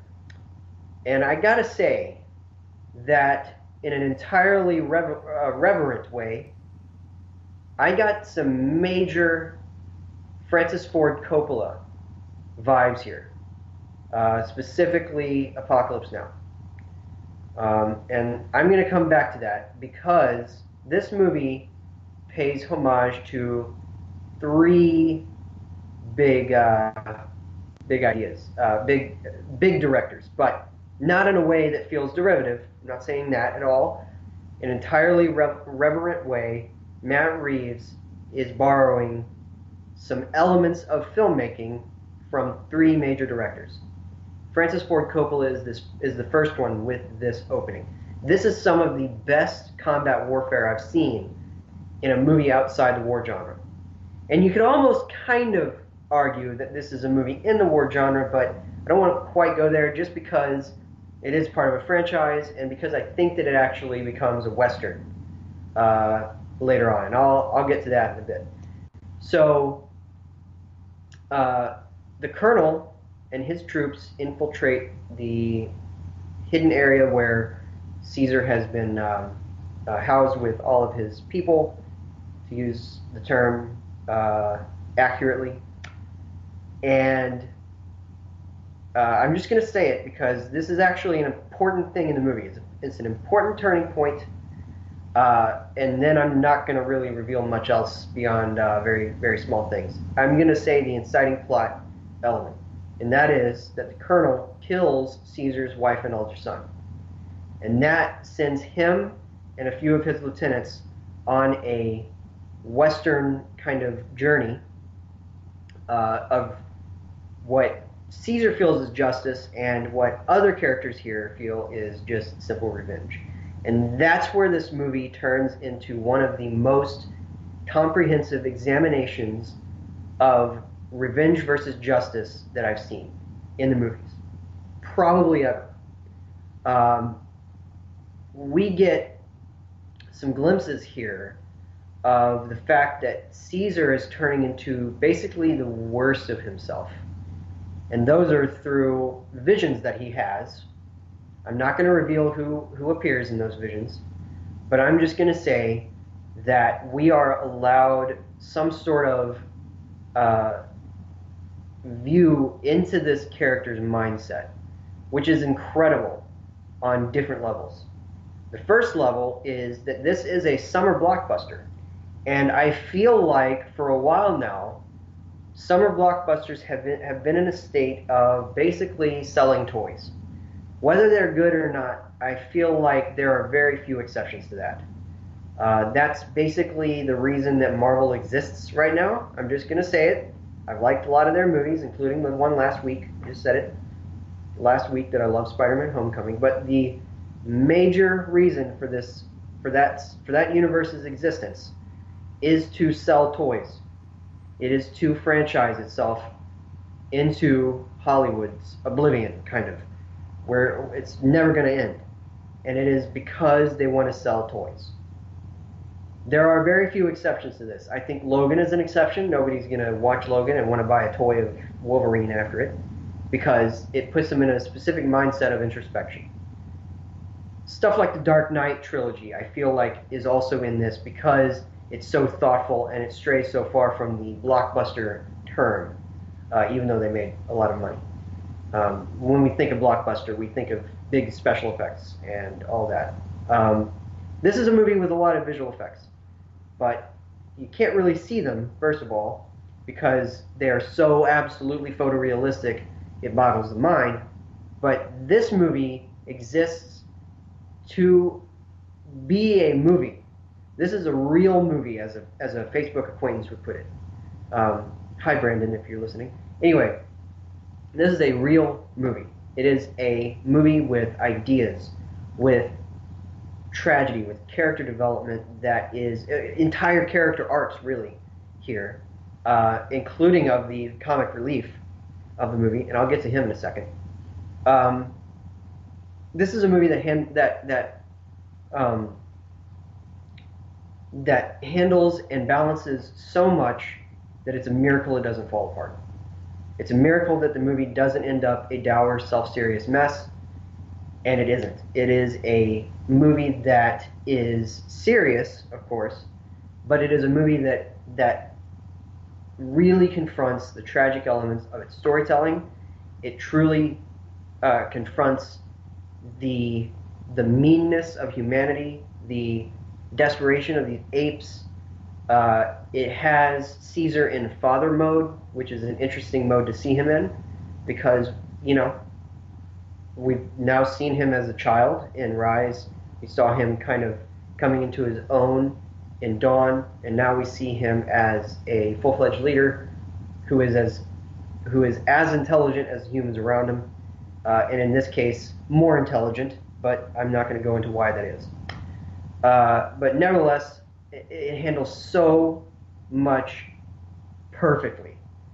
Perfectly. There's no tone imbalance here. There's the institution of some comic relief late in the movie through a character called Bad Ape, played by Steve Zahn. But it doesn't interrupt anything. It keeps on that level of a serious examination of revenge versus justice. It turns into a Western when they try to escape from a prison, let's just say. And it's thrilling. It's one of the best action scenes like I've seen in years. The explosive ordnance like element to the action is thrilling. I think that the way Matt Reeves handles this action is unlike any I've seen from another blockbuster director. He doesn't, it's not about the visual effects, it's about the characters. He keeps his camera on the characters during those scenes. And you're always aware of the cost, human or ape, of that action.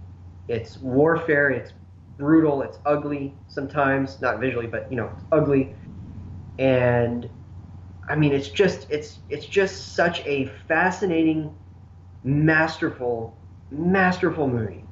And getting into some of the specifics of the filmmaking, I think that the cinematography is some of the year's best.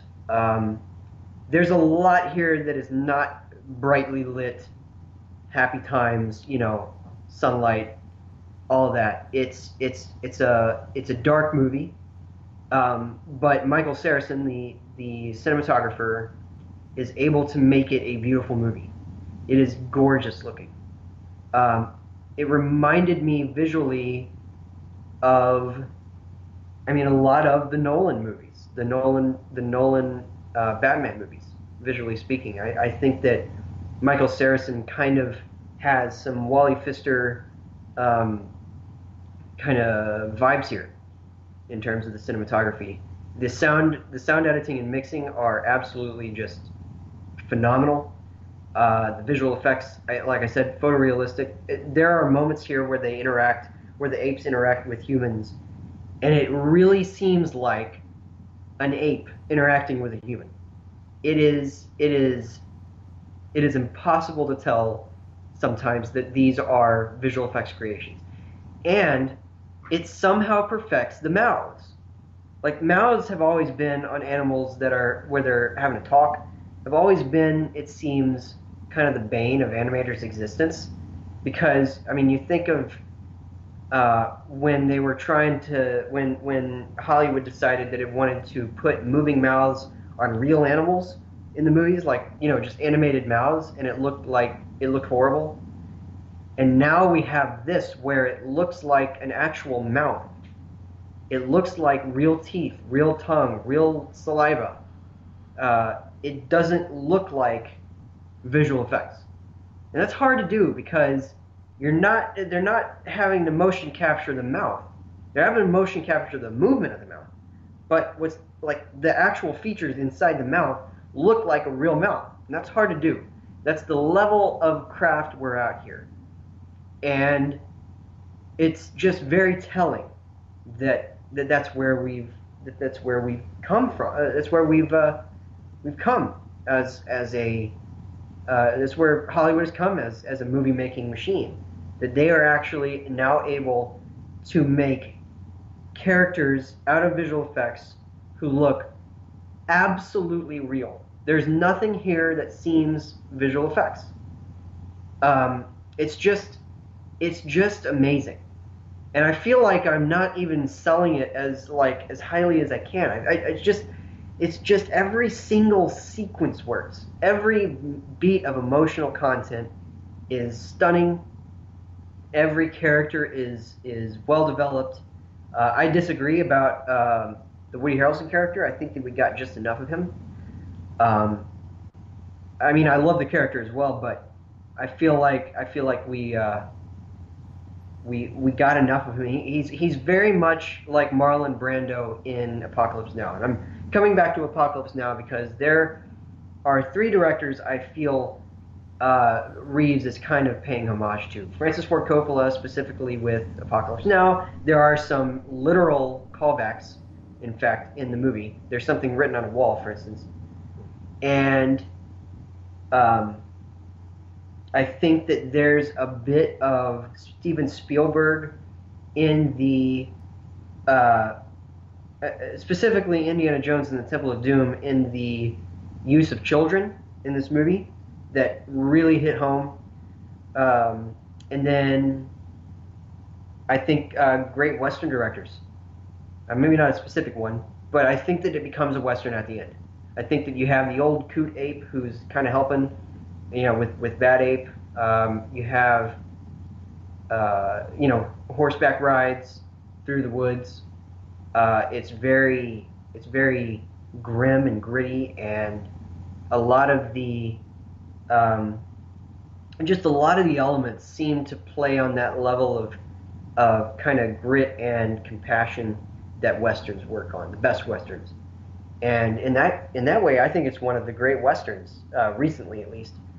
And it's just awe-inspiring. It's basically a perfect conference of ideas, of action, of characters. This is a great movie.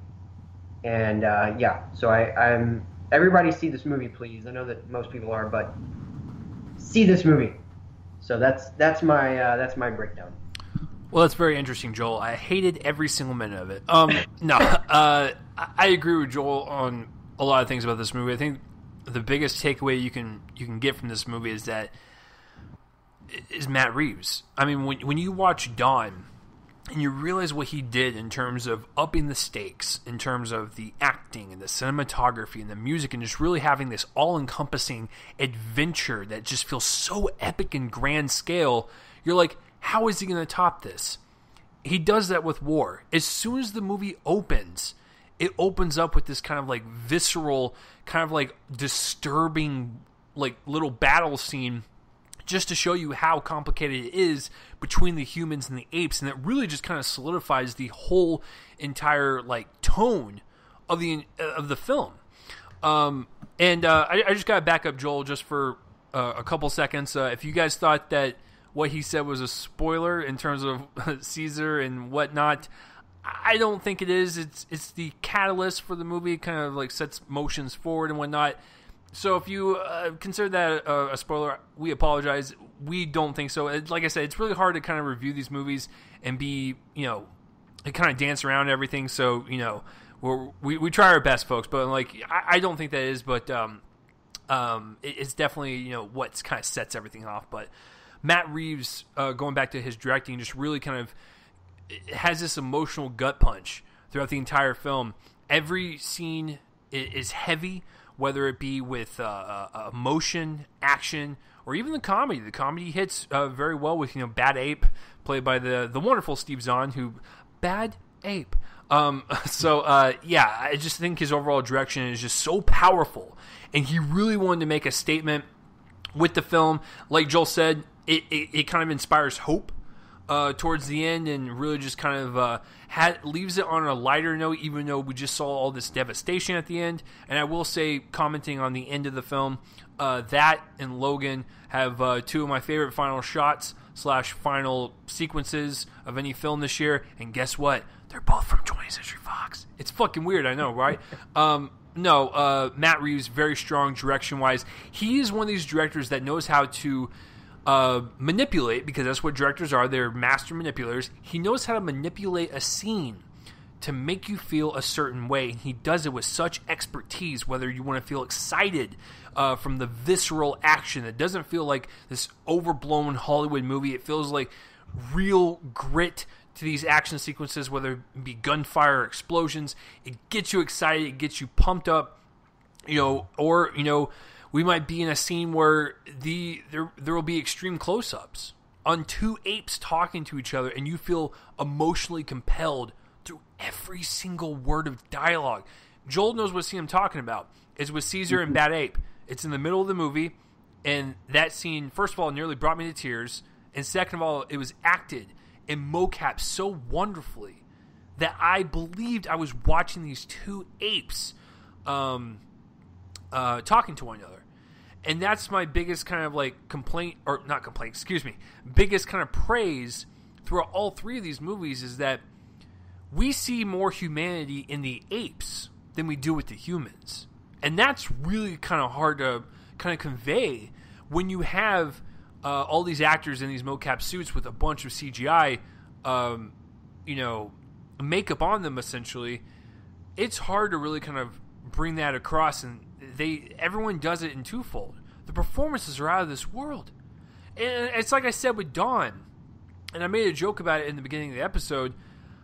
I don't understand why we don't consider these performances actual nomination-worthy performances. Like, Andy Serkis kills it.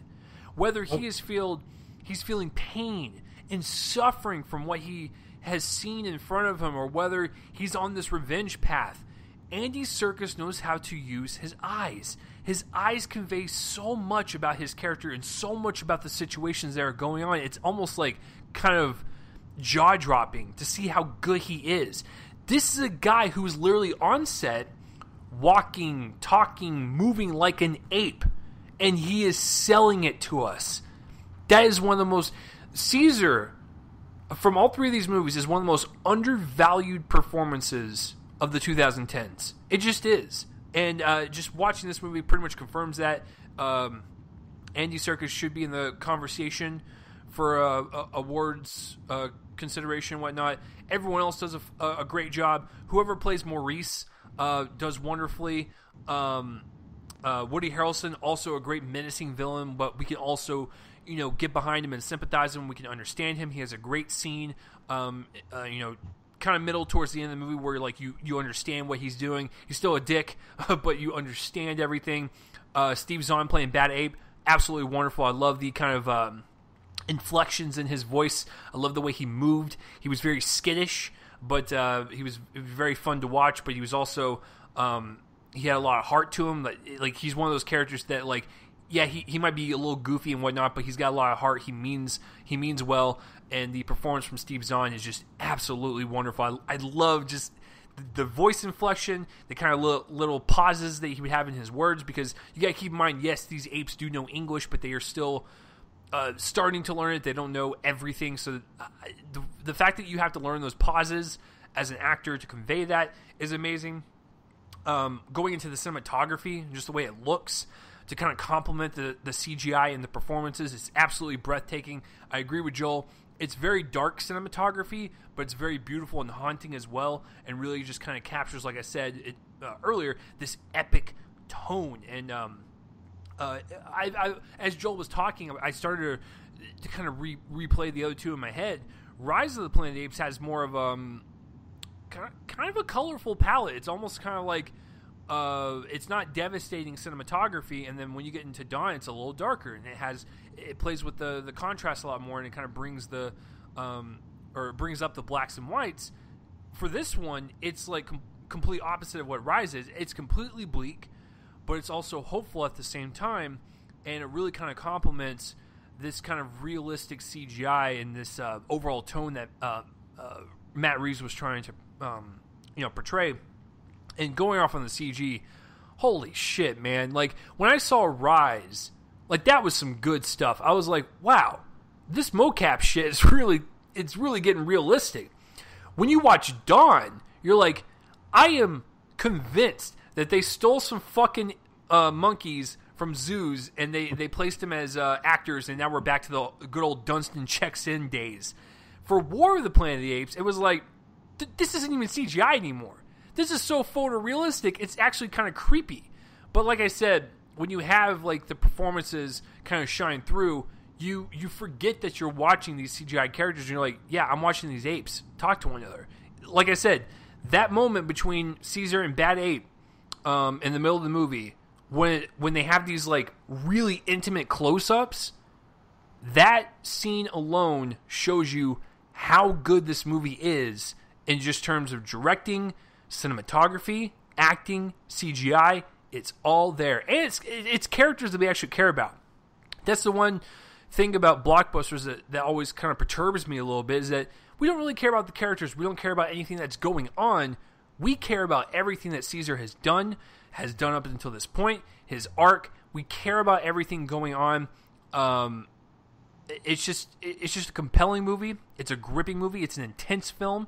It's an emotionally draining film, but very satisfying in the end. It's a complete package, but most importantly, a great way to kind of end this storyline and this trilogy. It is an emotional gut punch of a film. Absolutely fucking loved it. And when we get into the box office numbers, it's a little devastating. So I might have given Joel a little hint there, but it's a little devastating to know that films like this that are so good just don't click with audiences as much as they should. So, Joel, I will throw it over to you. What grade are you going to give this? An F-. I'm just kidding. Joel, that's not even possible. It's not. No, so this is pretty rare, and I just gave it away to Chase. This is pretty rare that I give this grade. I'm giving it an A+. I don't have any problems with this movie, and I don't mean just like I don't have any like small tiny little nitpicks that mean nothing. I don't have any like I don't think any of this movie is there's any major flaw or anything that would make me think that it needs to be anything lower. It's probably the best movie of the year. And yeah, so I'm giving it an A+. I don't think you're crazy. I've only given 2 A+s this entire year, and they've both been from the same studio, and believe it or not, they both actually are kind of similar in just the way the movie starts, the way the movie ends, the way the movie's kind of portrayed. I'm telling you guys this. War for the Planet of the Apes not only gets an A+, but Logan got an A+. I don't know what's happening over there, like if they shook up like some management or what's going on, but they're doing some good shit over there, and I just think this is one of those experiences that you won't forget anytime soon.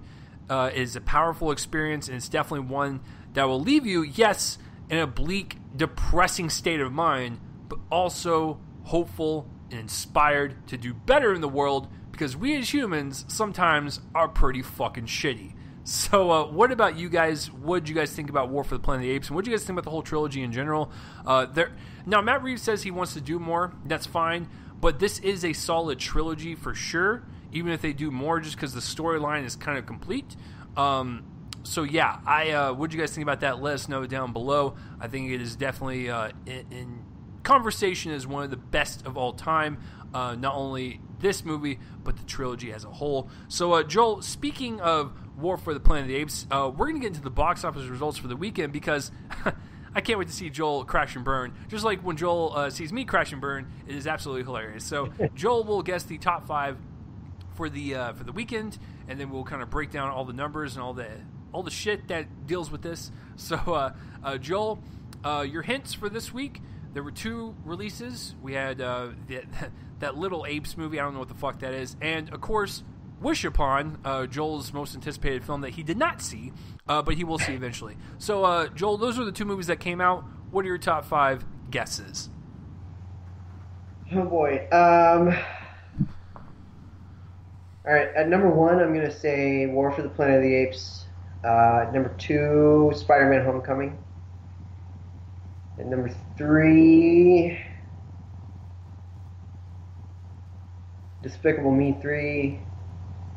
At number 4,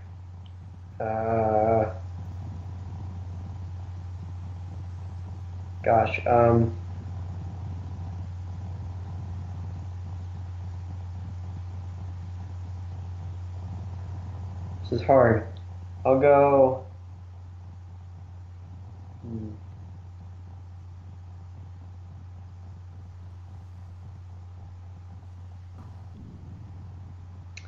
Number 4, Wish Upon, and number 5.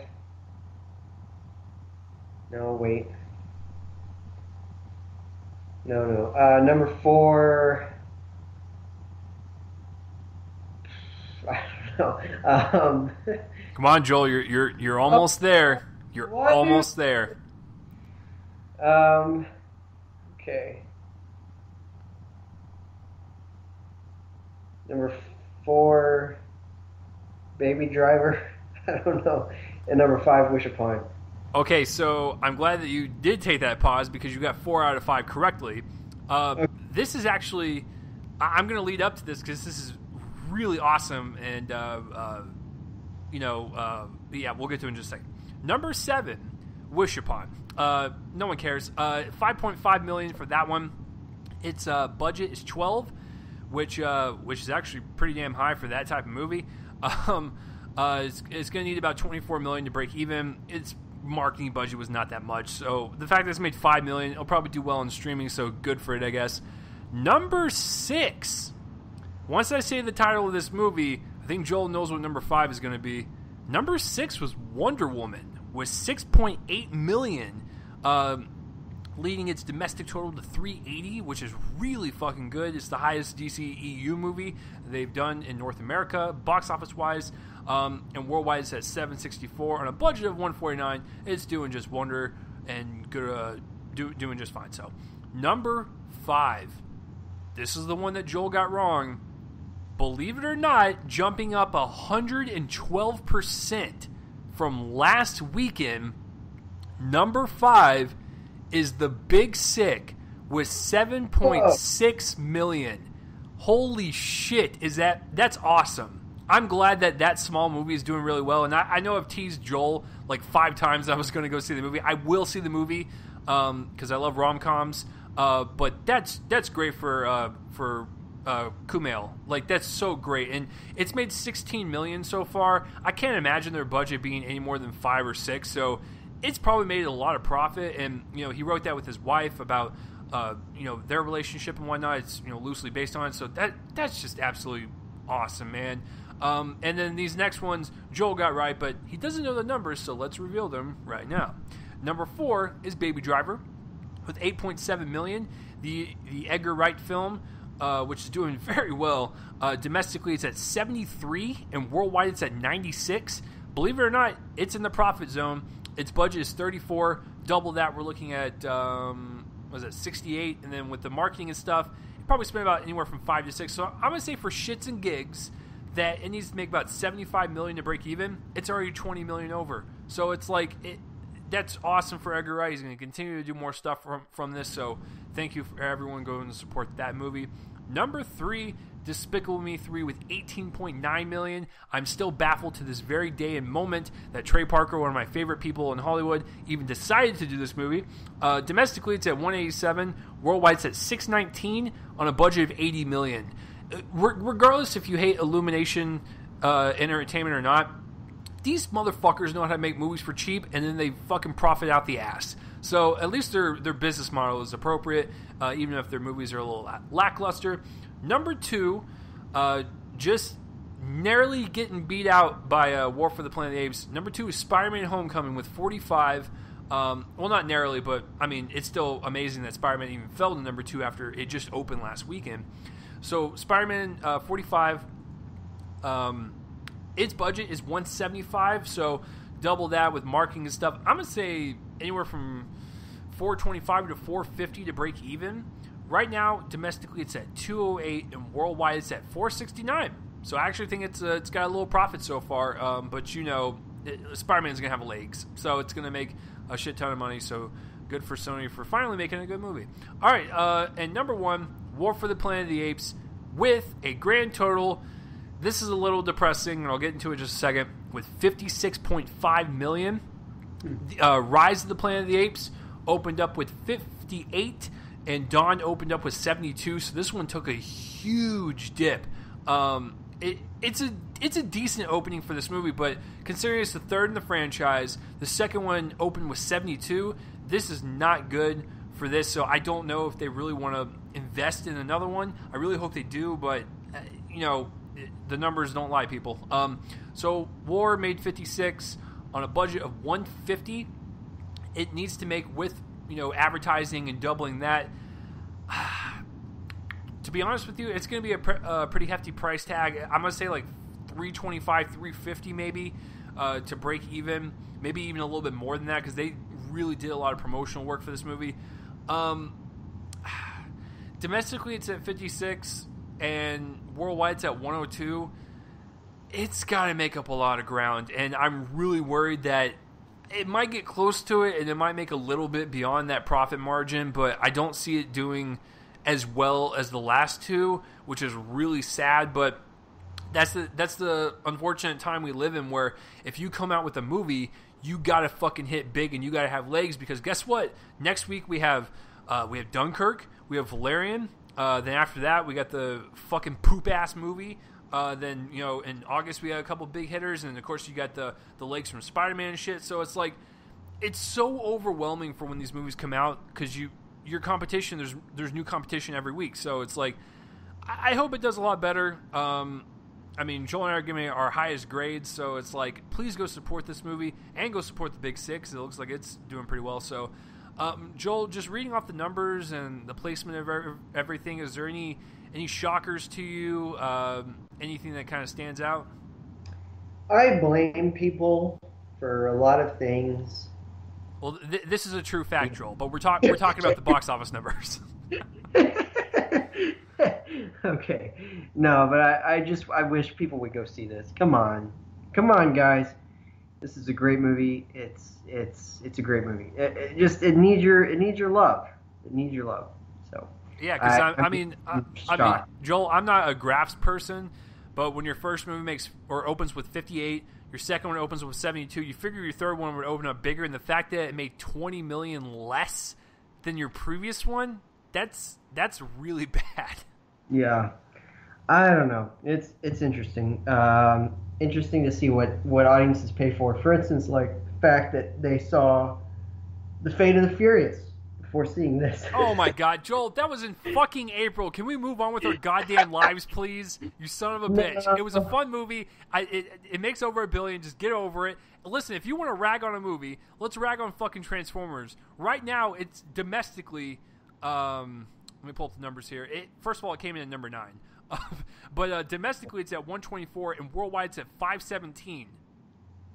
Domestically, it's already made $70 million more than War for the Planet of the Apes. Man, does that just make you so fucking sad? Yeah, I mean, it's a slightly better movie than The Fate of the Furious. You son of a bitch. Joel, we're done. I'm not going to talk to you for at least 5 days. Oh boy, Chase loves me, guys. This motherfucker's been ragging on this movie since April. It's July, Joel. Get over it. Very spread out box office indeed, but hopefully War for the Planet of the Apes, just that word of mouth keeps going, it keeps having legs, and people continue to support it. But listen, the fact that 2 original movies are in the top 5 is awesome. The Big Sick, Baby Driver, that's absolutely wonderful. And of course, War for the Planet of the Apes is a really well done blockbuster. Spider-Man's really great. Despicable Me 3 can go choke on a dick somewhere. So I mean, we're doing good for the most part. And I'm glad that movies like Transformers and The House have flopped on their asses because they absolutely deserve it. But that will do it for this week's episode, guys. Thank you for tuning in. Episode 191. That's crazy. Next week for episode 192, Joel, what are the movies that we're going to be tackling? Yeah, so Dunkirk, which is Christopher Nolan's new movie, new non-franchise movie, I should say, and his shortest, I believe, since Following, his very first one. That'll be interesting to see. We're reviewing that one, and also A Ghost Story finally comes to us next week. So I can't wait for both of those. Super, super excited.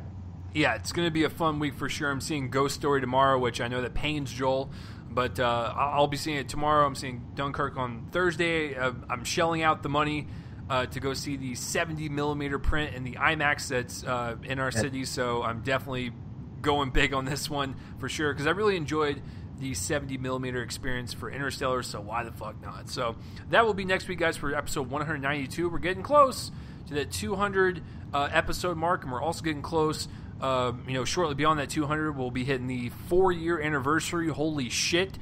Joel was doing the schedule this past week. Joel, would you like to reveal what our 200th episode is going to be over and what our 4-year anniversary episode is going to be over? Yeah, so ironically enough, the 200th episode is going to be about a movie that's not like super duper high profile, but it's going to be our episode on American Assassin in mid-September. That's the September 17th show, I believe. And then, so of course you started the show over, or right before Thanksgiving week of 2013. So our 4-year anniversary, really though, it's yours. It's kind of yours. I've been part of the show for this year, but nevertheless, you're still a part of it, Joel. This is our baby now. I have officially adopted you as the co-parent because I can't run this fucking toddler by myself. Yeah. So the 4-year anniversary is going to be over Justice League, which is just very very fitting. So I'm excited for that particular episode. It's gonna be a great one. And that's how it plays out.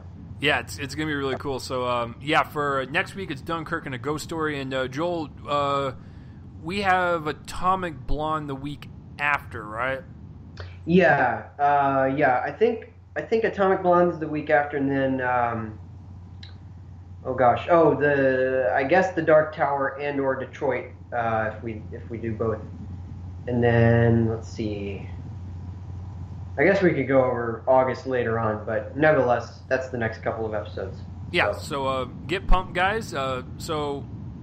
Besides Dunkirk, we're going to be doing a lot of kind of smaller indie films. I'm excited, kind of switch gears a little bit. We just did Spider-Man and War for the Planet of the Apes. I'm all blockbustered out for a while, so, it'll be a nice change of pace. It seems like this summer's all blockbustered out, too, because Dunkirk's going to be a bit of a suspense movie. It's not a huge...